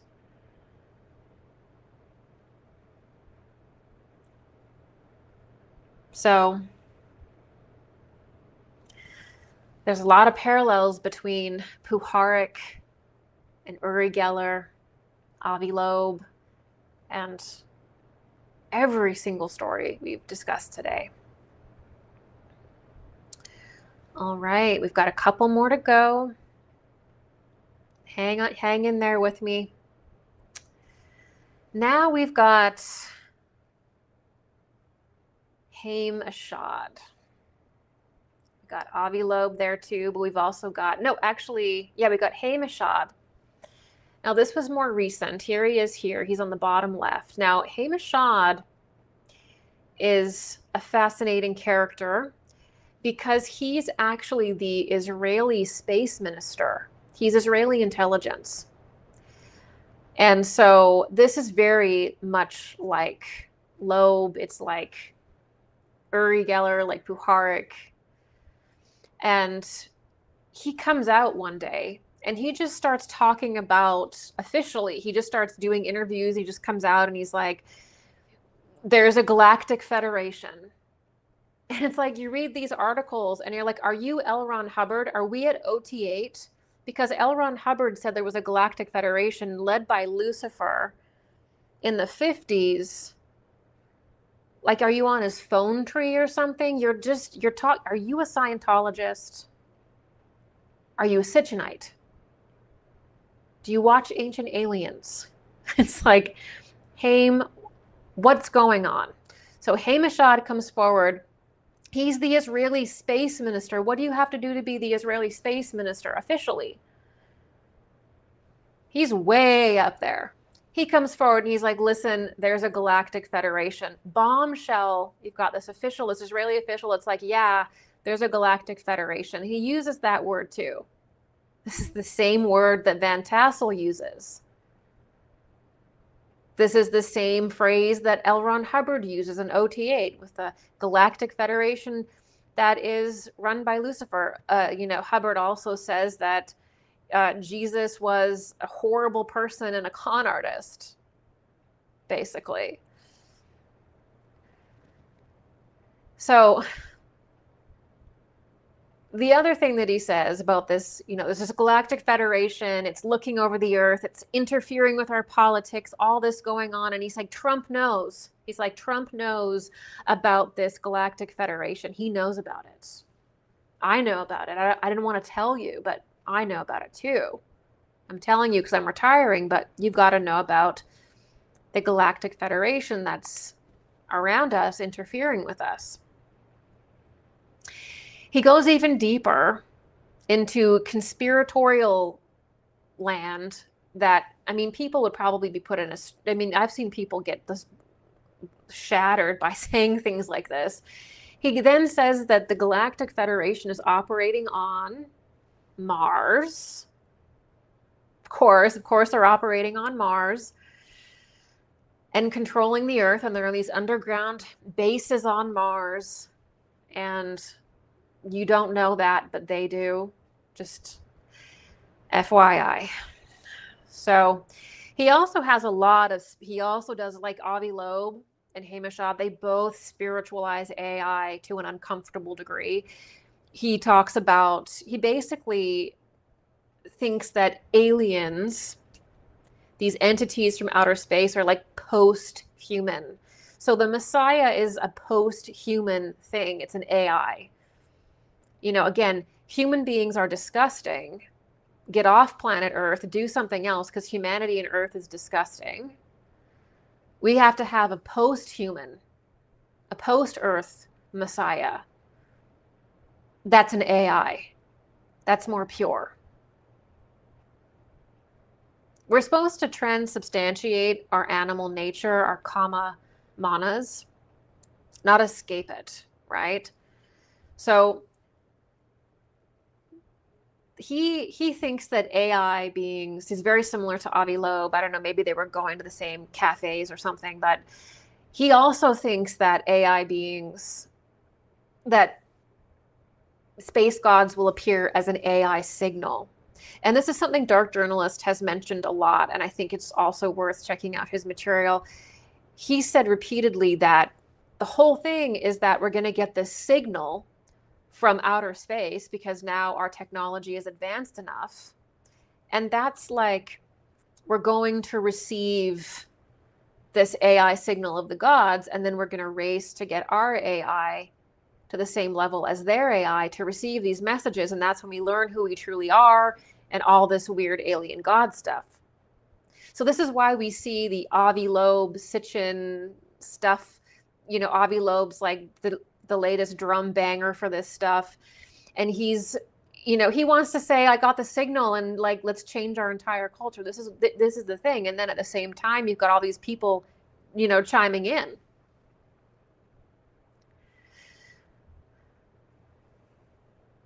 So a lot of, if you read like Haim Eshad's books, it's like very transhumanism. It's like Yuval Noah Harari. It's like they all like coffee together and stuff. It's very similar. They're all within the same ideology. AI is spiritual. Humanity has to upload their consciousness into the cloud. It's transhumanism. It's worshiping of technology, but this alien thing is in there deep.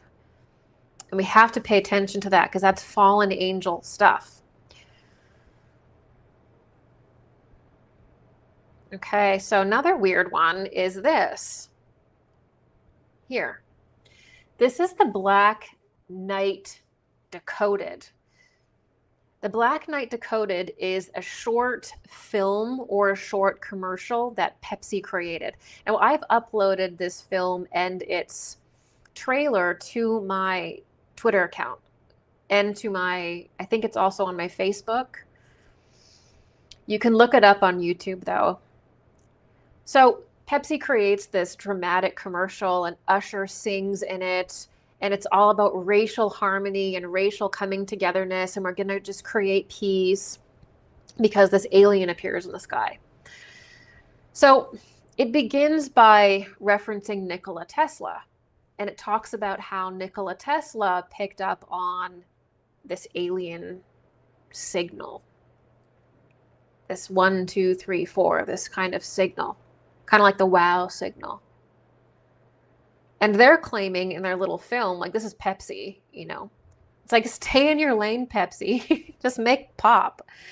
But no, we get this commercial, and it's that this strange satellite, that's it there in the middle, has been orbiting the Earth since the Atlantean time, beaming AI messages at people. Now, this is exactly like Philip K. Dick's Valis as well. Philip K. Dick also said that there would be this interstellar body that would be beaming messages to people. Is this an Atlantean technology? What's going on with this? So it's apparently 13,000 years old, this Black Knight satellite. And remember that the male aspect of the Thule Vril society would call themselves the Black Knights or the Knights of the Black Stone, right? So this satellite is weirdly named after the occult order that was also associated as a precursor to Nazi idea. So it just keeps going back. And so like Sitchin, like Maria Orsic, like von Daniken, the thing speaks Sumerian. Okay, the Black Knight satellite is beaming Sumerian to humanity, and everybody has to race to get their AI up to snuff. We have to go into this AI race so that we can interpret, what is the satellite saying? Well, it's speaking Sumerian, right? And we were prepared for this by visionaries like Sitchin, Maria Orsic, and von Daniken, who let us know this was going to happen because they knew. Or they were part of creating this whole thing. One of the two.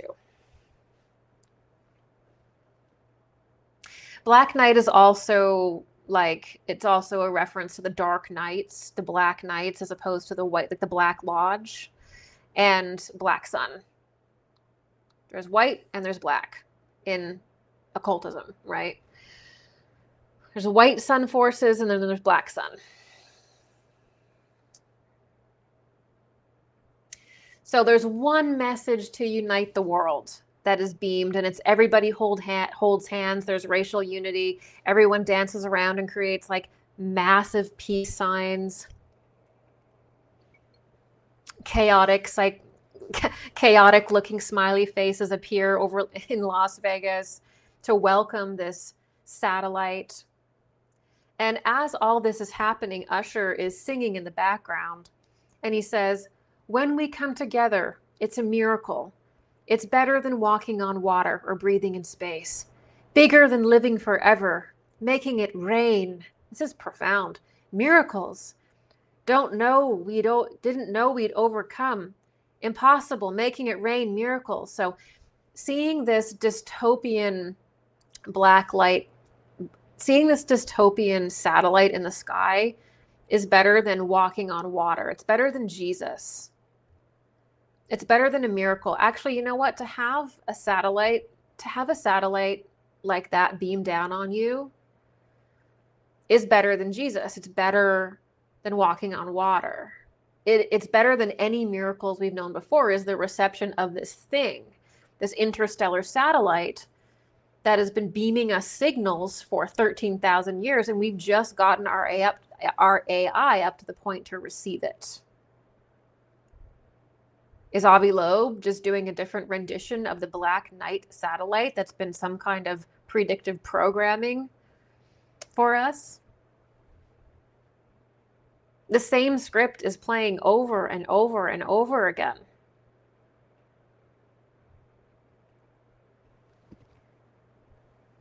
Lastly, I noticed that this, so we're basically at the end of our timeline, and I'm almost finished today. I'm going to let you go. I do want to remind you that I am completely viewer supported. And if you like my research, it helps me out so much if you sign up for my newsletter so I can let you know when I'm going live. Please consider making a donation to keep this work alive or becoming a premium member. I'm also going to be coming up with some courses and workshops in the fall, so I want you to stay in tune for that.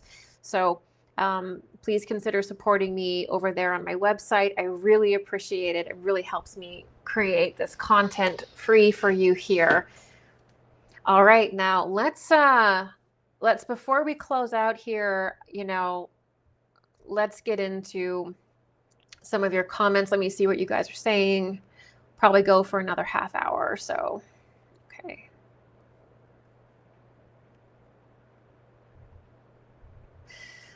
This is from Danny. It trips me out when all these bros think that people couldn't do all that work. I know, it's pretty weird. It's a total usurpation of our past. It's a total rewriting of our history, just like Orwell said. We're just experiencing it. Remember, the tech bros are literally performing black magic at this point. Yeah, this is what you're exactly right. Black magic doesn't exist in the realm of John Dee. That's child's play. They're doing black magic through technology, which is quite a bit more intense. Of course, they're creating religions around it. Of course, they're using it magically. Remember, maybe because of the imminent ascension's start is why the evil ones are desperate with the transhumanist and alien god dreams. Yeah, absolutely. Fickle Chickle, is the Galactic Federation of Light real? No. The Galactic Federation of Light, in my opinion, I know people are going to believe what they want and stuff, but no, there's no group of aliens that is the United Nations of aliens flying around in motherships like the UN of space, waiting to initiate humanity into the Galactic Federation. This was something literally started by Van Tassel in the 50s. That is an offshoot of the Nazi esoteric stream, according to what we know, but it definitely started in just after World War II with George Van Tassel. He coins the term, he creates Ashtar. That's when we first see the Galactic Federation. Now, what the Galactic Federation is mocking is the idea of spiritual adepts and spiritual masters. So in real spiritual science, there are saints, there are Buddhas, there are bodhisattvas. And these saints or bodhisattvas, and in Christianity, we call them saints, right? In the Eastern tradition, they also recognize the same initiation process. And it is a bodhisattva, it is a Buddha. There's exalted human beings that when you pass away, you serve humanity from heaven.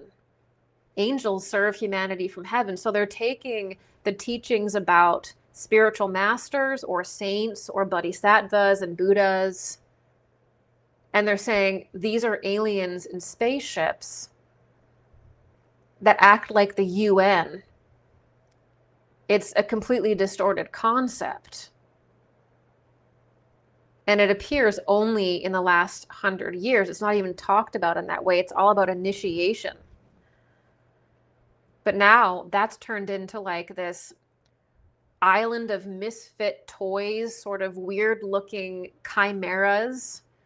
There's a cricket alien, and there's a cat alien, and there's a Nordic alien, and there's a gray alien, and there's a potato alien, and a, whatever it is. And we all have to be hybridized, and we all have to be part of their genetic experiments. They're going to one day appear, and we're going to be part of the Galactic Federation. This is not spiritual. These are lies. You're free to believe whatever you want. You can find so many different people that channel the Galactic Federation, but I've already laid out where it comes from. Aliens didn't create humanity. There's no Galactic Federation of chimerical aliens. And by the way, the Galactic Federation starts as an obscuration of the masters of the great bodhisattvas, right? They're angelic looking people from heaven. Over time, they turn into Nordic looking aliens in spandex. That's what George Van Tassel said. People experience all these weird abductions with German speaking people. I talk about that in Angels to Aliens and also Dark Side of Disclosure. I highly recommend checking that out. So they appear as angels first, and then over time you get more and more of this distorted image of what spiritual beings are. Then it's gray aliens. So now our spirit guides are deformed looking humans. Gray aliens. Those are our spirit guides now. We have to breed with them and give them our genetics and hybridize with them, even though they never ask you to abduct you, but you gave them consent subconsciously and everything. So that's fine, apparently. Then they turn into animal people. And these animal people are part of the Galactic Federation. So if you want my opinion on this, no, the Galactic Federation of Light, or the GFL, is not real. I think that there are certain spiritual entities that want you to think that, because this is a whole ideology that takes you away from the real core concept, which is spiritual initiation. Like, spiritual initiation has literally nothing to do with technology. Technology is outside of that. You don't need a ship. Like, when you get to a high level of development, you move around in your spiritual body.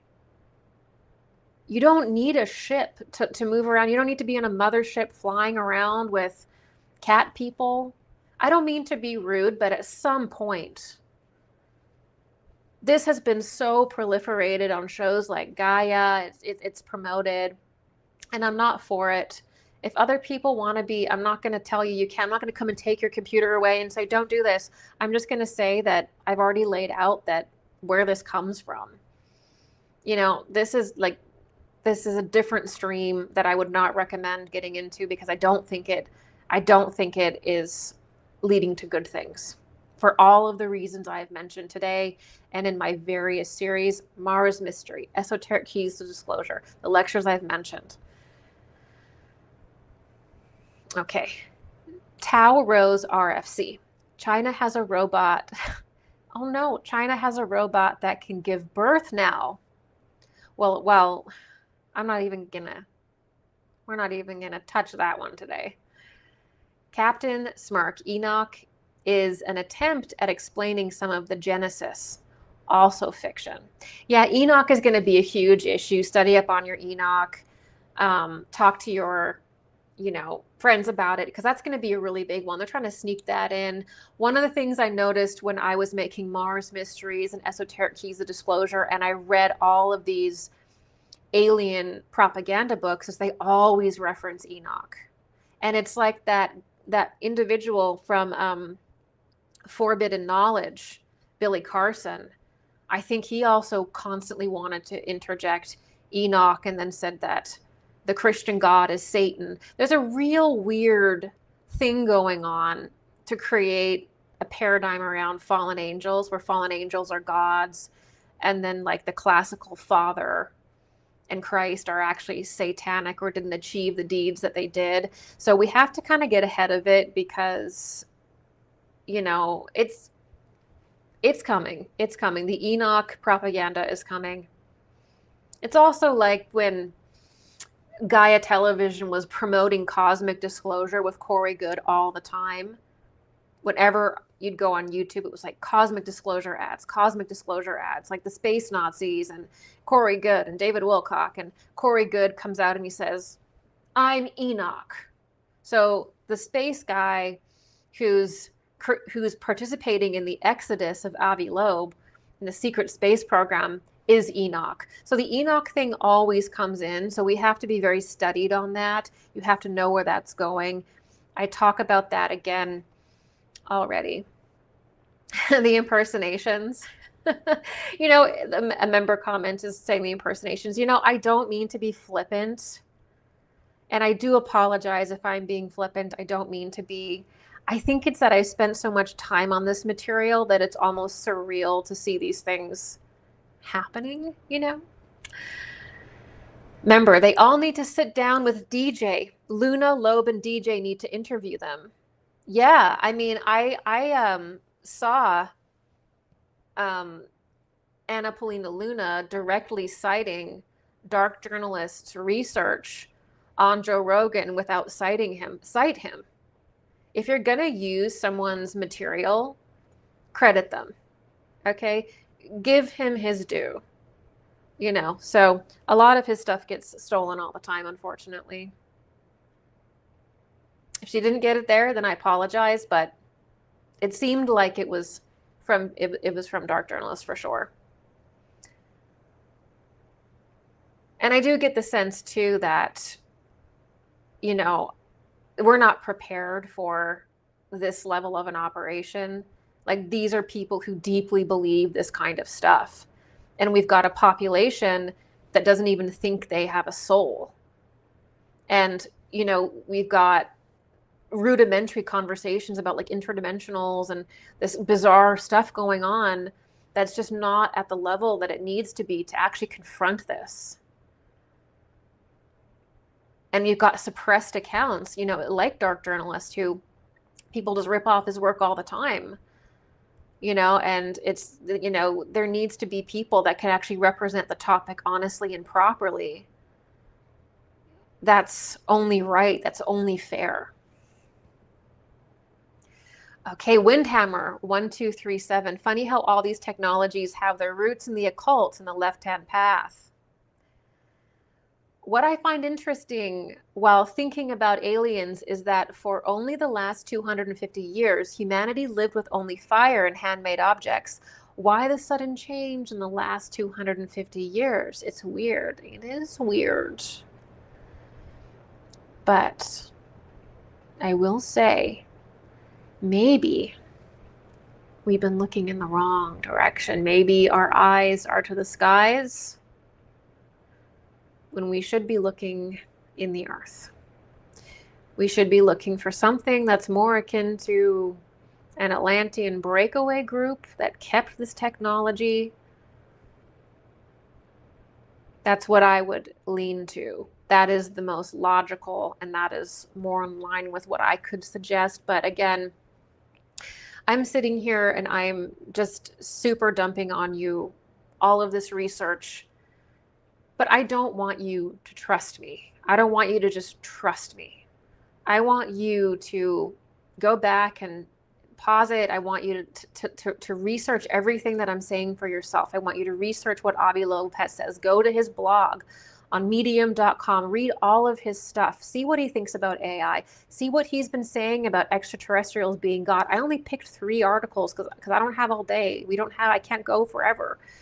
But look at everything he's saying. Look up George Van Tassel and what his origin story is. Look up Sitchin. Look at that. Look at it from this angle. Do the research yourself. Form your own opinions. I can only give you my analysis, my personal analysis. Maybe yours is different. That's fine. But look into this yourself. You'll probably find even more stuff than me and your own, little discoveries anyway. Okay, Danny, 8822. It's all so muddy. Yeah. And J Renterprise 6489. These people are occultists. They know these things, and yet they at least publicly seem to be ignorant to everything they're saying. Oh yeah, because this is the whole thing, is they have a sequence of events that has to happen in a specific way. But humanity has to react properly.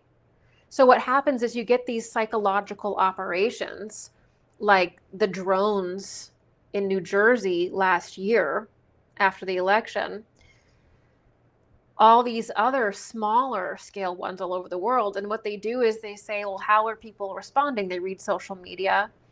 And I think for almost a decade, they've been wanting to do the space threat operation and the space messiah operation. They want to do this, but they haven't felt like it's been the right time.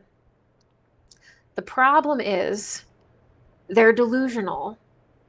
And when you are in these sort of occult orders and these occult stuff, you become tone deaf to the public because you're super wealthy. You are in this inner circle of intelligence agencies and secret societies and all this inner stuff, and you think you're better than everyone. I'm not saying this about every single person on this list. I'm just saying this is what it feels like to me. And you become out of touch.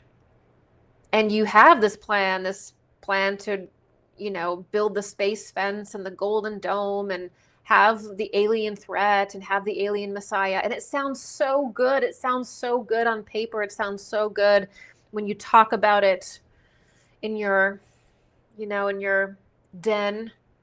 And then we'll bring forward the space god, and it sounds so possible when you're dreaming it.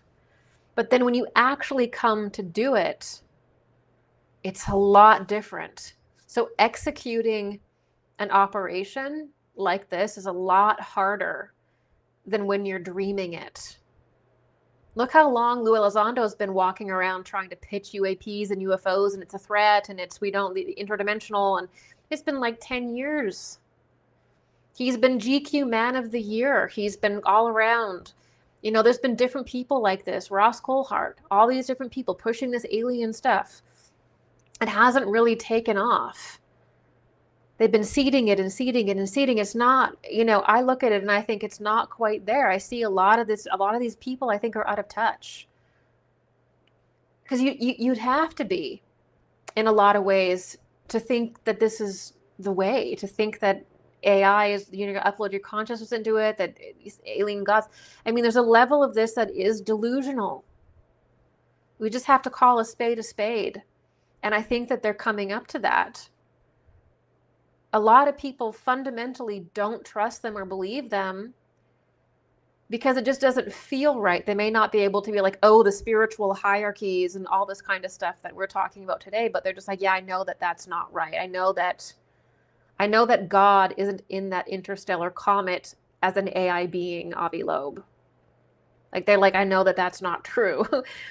But there also are a lot of people that, again, will go into that. So I think it's narratives like this that really separate the wheat from the chaff. You get the materialists, very confused people that will just buy that hook, line, and sinker. People already are buying it, hook, line, and sinker. I mean, there's probably people that think they're communicating with it through their chat bot or something. We're probably already getting that. So there's gonna be people that are ripe for that, but there's also gonna be a lot of people that go against that. And that's what we're gonna see moving forward.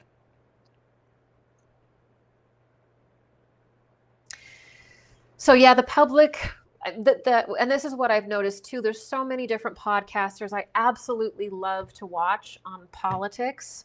Different people I think have good political analysis, but repeatedly I've seen when it comes to advanced technology, when it comes to interdimensionals, when it comes to this topic, spiritual beings, that intersection of technology and spirituality, they often don't get guests that understand the topic very well. They get people that propagate this stuff all the time. You know, Joe Rogan has, CIA people on all the time to talk about this. What are you doing? You have one of the biggest podcasts in the world. What are you doing? Have alternate views on, have views that challenge those. Don't just have CIA people coming on your podcast telling you that aliens created humanity all day long. That doesn't represent a huge portion of the country's belief systems anyway. You should want to do that just to speak to a broader audience. But it makes you think, like, are you part of the alien god propaganda engine? Is that why you're talking about the Book of Enoch with Anna Paulina Luna and how a caveman wouldn't understand what a cell phone is, so we won't understand what interstellar objects are because technology is miraculous? It'd be great to see these huge podcasts have people on that are not part of the propaganda machine, so that the public can become more educated on a topic as important and deep and rich as this. Because where this topic really goes is to God and objectively understanding our relationship with Him and understanding the spiritual hierarchies and so much deep stuff that when people begin to understand would actually completely transform our lives. But we're stuck, we're held down in these juvenile, tedious conversations in the biggest podcasts. It's just too bad. It's like a wasted opportunity. Anyway, I think that's the chat right now. We're going to close this out. We're going to do a little bit more sections. I was like, oh, I'll be 2 hours today. I can never be 2 hours. Okay. Here is a recent podcast between Jordan Peterson and Gary Nolan. So Gary Nolan, I think, has done some consulting with 3-letter agencies. He's a strange character because he was at the prime of COVID. So we're talking about lockdowns. People are saying, I don't want this thing. It's all crazy. Gary Nolan is like, Anthony Fauci, you're such a great guy. Anthony Fauci is creating incredible technology. Props to Anthony Fauci. So this is an Anthony Fauci acolyte. He is somebody who has a specialty in immunology. He's an immunology specialist.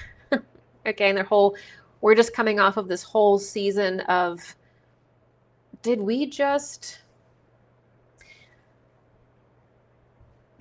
go through an entire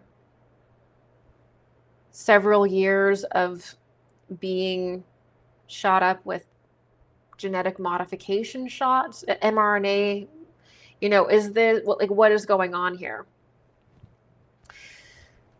So Gary Nolan's right in the middle of that. He thinks Fauci's a great guy. Fauci is a criminal. He shouldn't even be walking the streets. So I don't care what I don't care what Gary Nolan has to say on Jordan Peterson when you think that Anthony Fauci is a wonderful person. What kind of judgment is this? I don't want to hear about interdimensionals from someone who thinks that Anthony Fauci is a wonderful person. This guy is, he's committed crimes against humanity along with a lot of other people. That's the truth. So in this interview, though,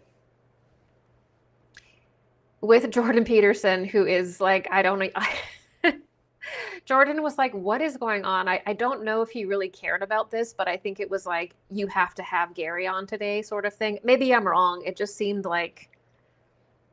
awkward, a little strange.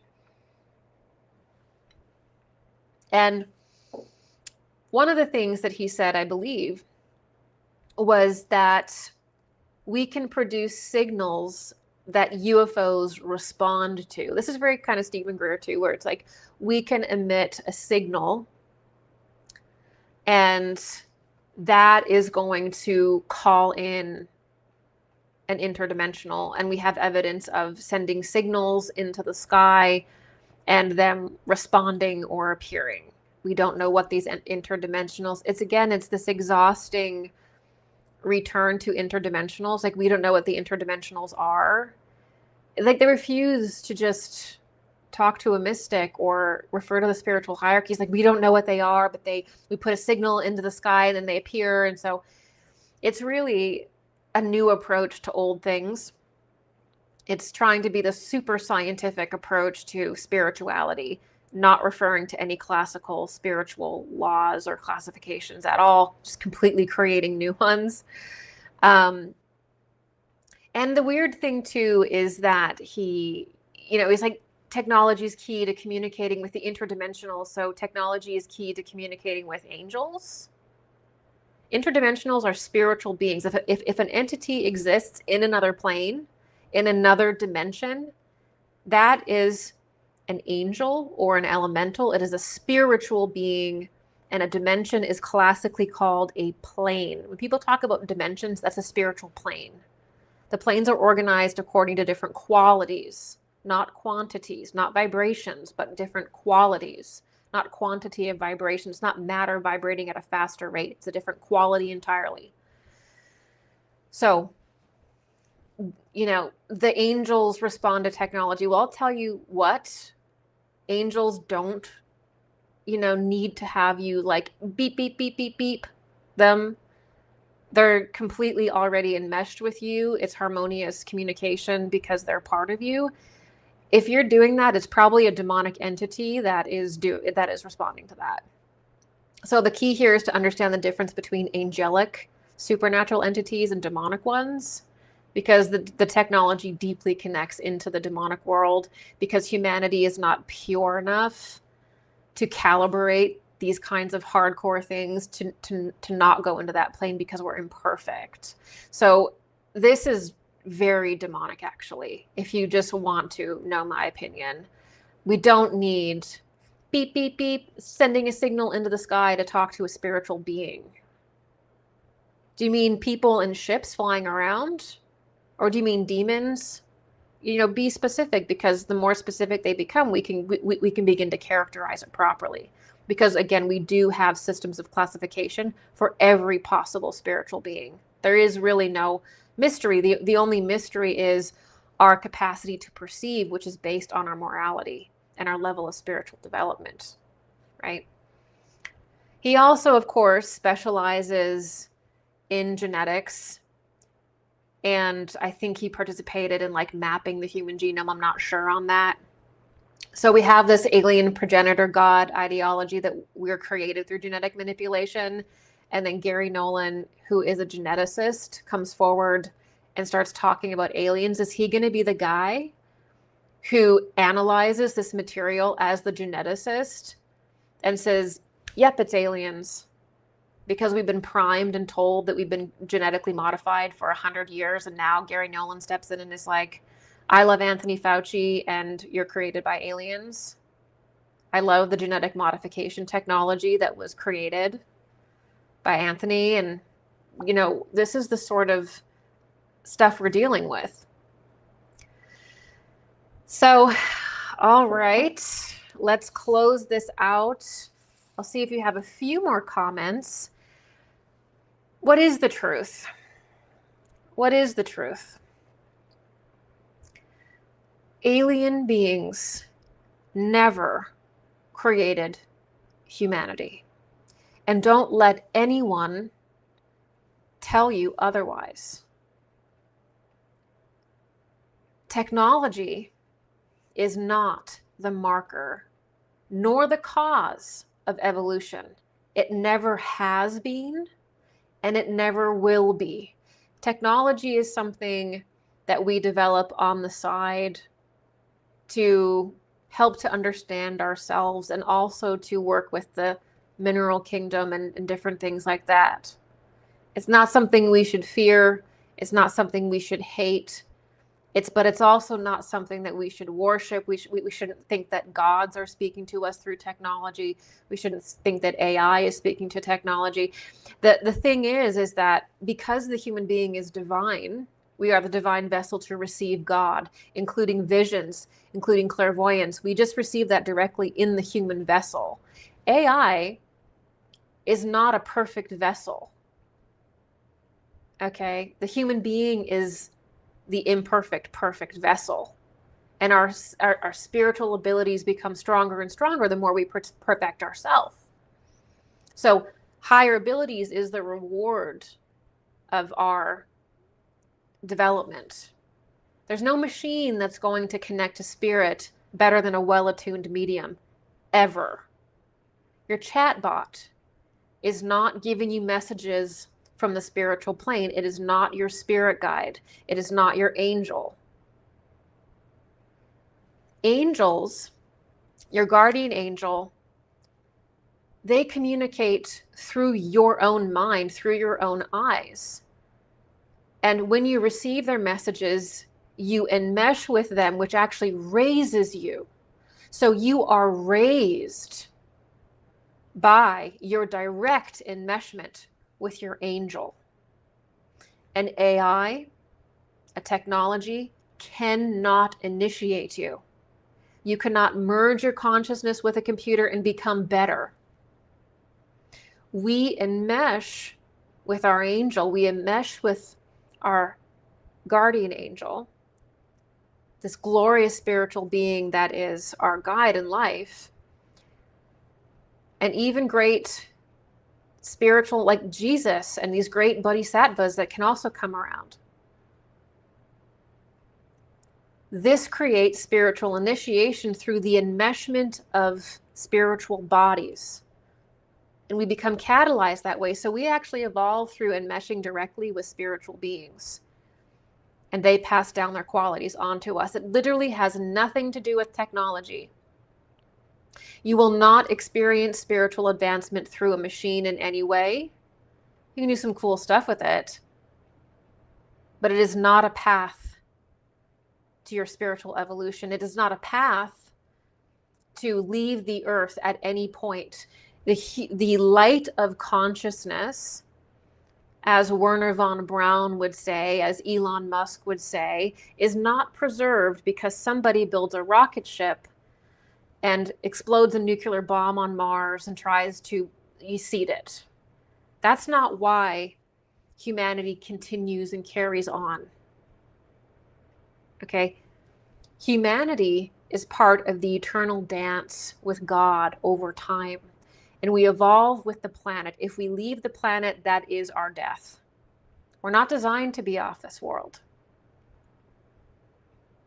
For the reasons I've mentioned earlier, the concept that we are planet hoppers, that we need to have an exodus, we need to exit the planet, is the propaganda of an occult order, a dark occult order that worships space gods, that worships AI, that needs you to give all of your money to it so they can have their exodus, if anything. We need to refocus this and understand this occultism is deep in the tech brotherhood, Sam Altman's, the Elon Musk's, we have to understand and question what's going on. But becoming interplanetary certainly isn't Christian. Okay, the idea of New Jerusalem or New Jupiter and anthroposophy, or the reception of the earth back into the sun, is judgment. It's in Revelation. We don't leave the earth. We remain with the earth until the earth is received into the sun, which is the heart of Christ. So we spiritualize with the earth over time. We never leave it.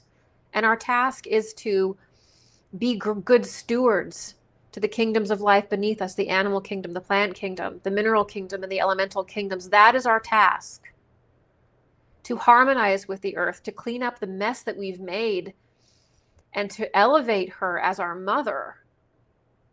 The idea that our highest advancement is to become spacefaring is untrue. It's actually the most degenerate thing we can do. Throw a pile of money into a black hole of projects we'll never be able to check. Human beings can't exist in space without merging with machines. The vast majority of people will never go. And probably only the most special tapped people would. So you're funding what? These people's sick dream. These people's sick religion. By these people, I mean the alien God theorists, the alien God ideology, the black, dark occultists that worship aliens, which are fallen angels that communicate through technology because they're demonic and they can't enter into a natural pure form because they're unnatural. Unnatural things need an unnatural form. Okay.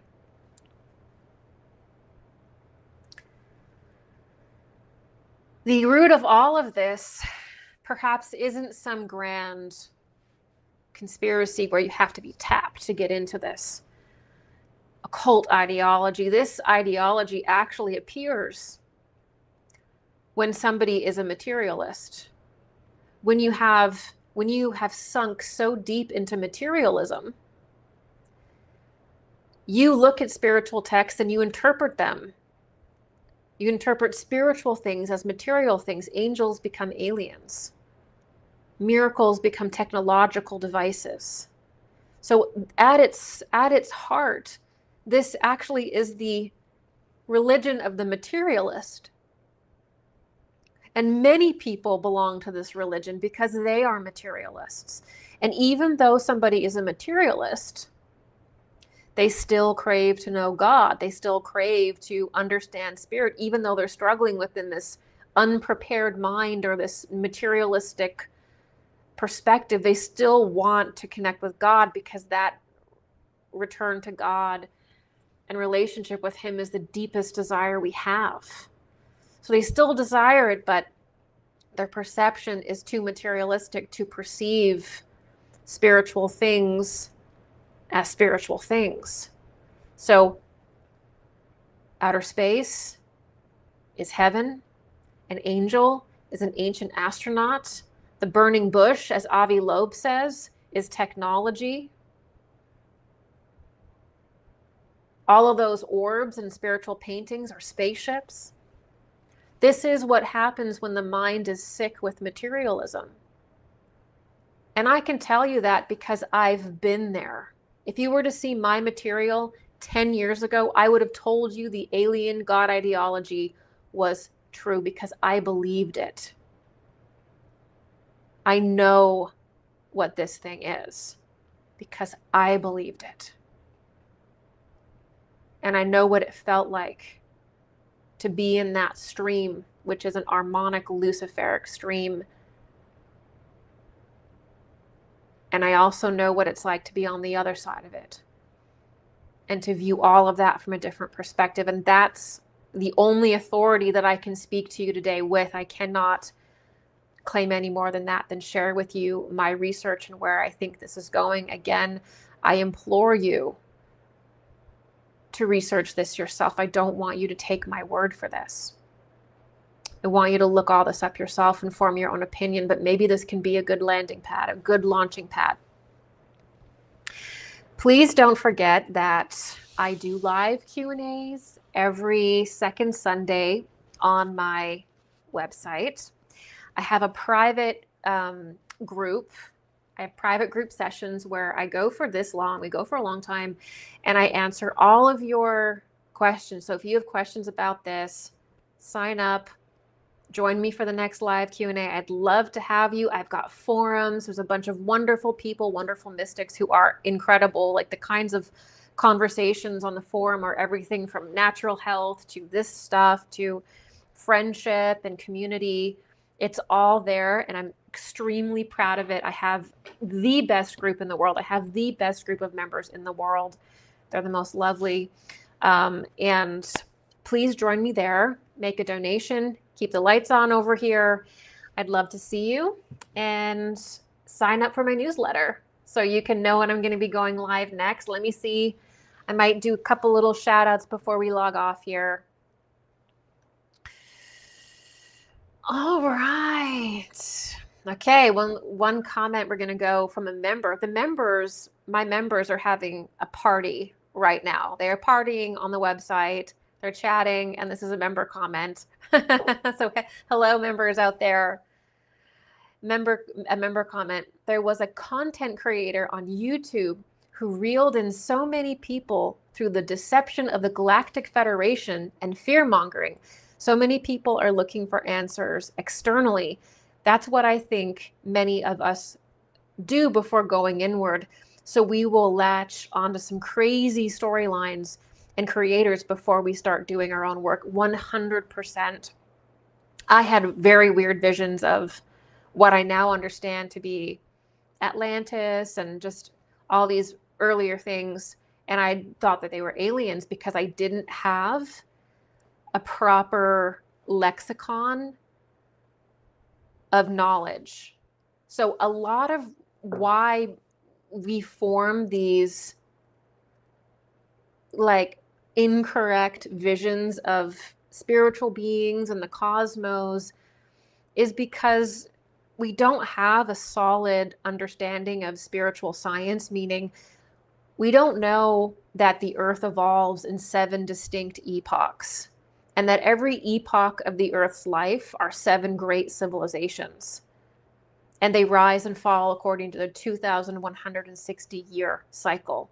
So there's cycles that every ancient culture has tracked to like the hour. The Mayans were incredible. The Indians, Chinese. I mean, it's insane how these people knew the cycles of time and attributed spiritual development periods to every Baktun of the Mayan calendar.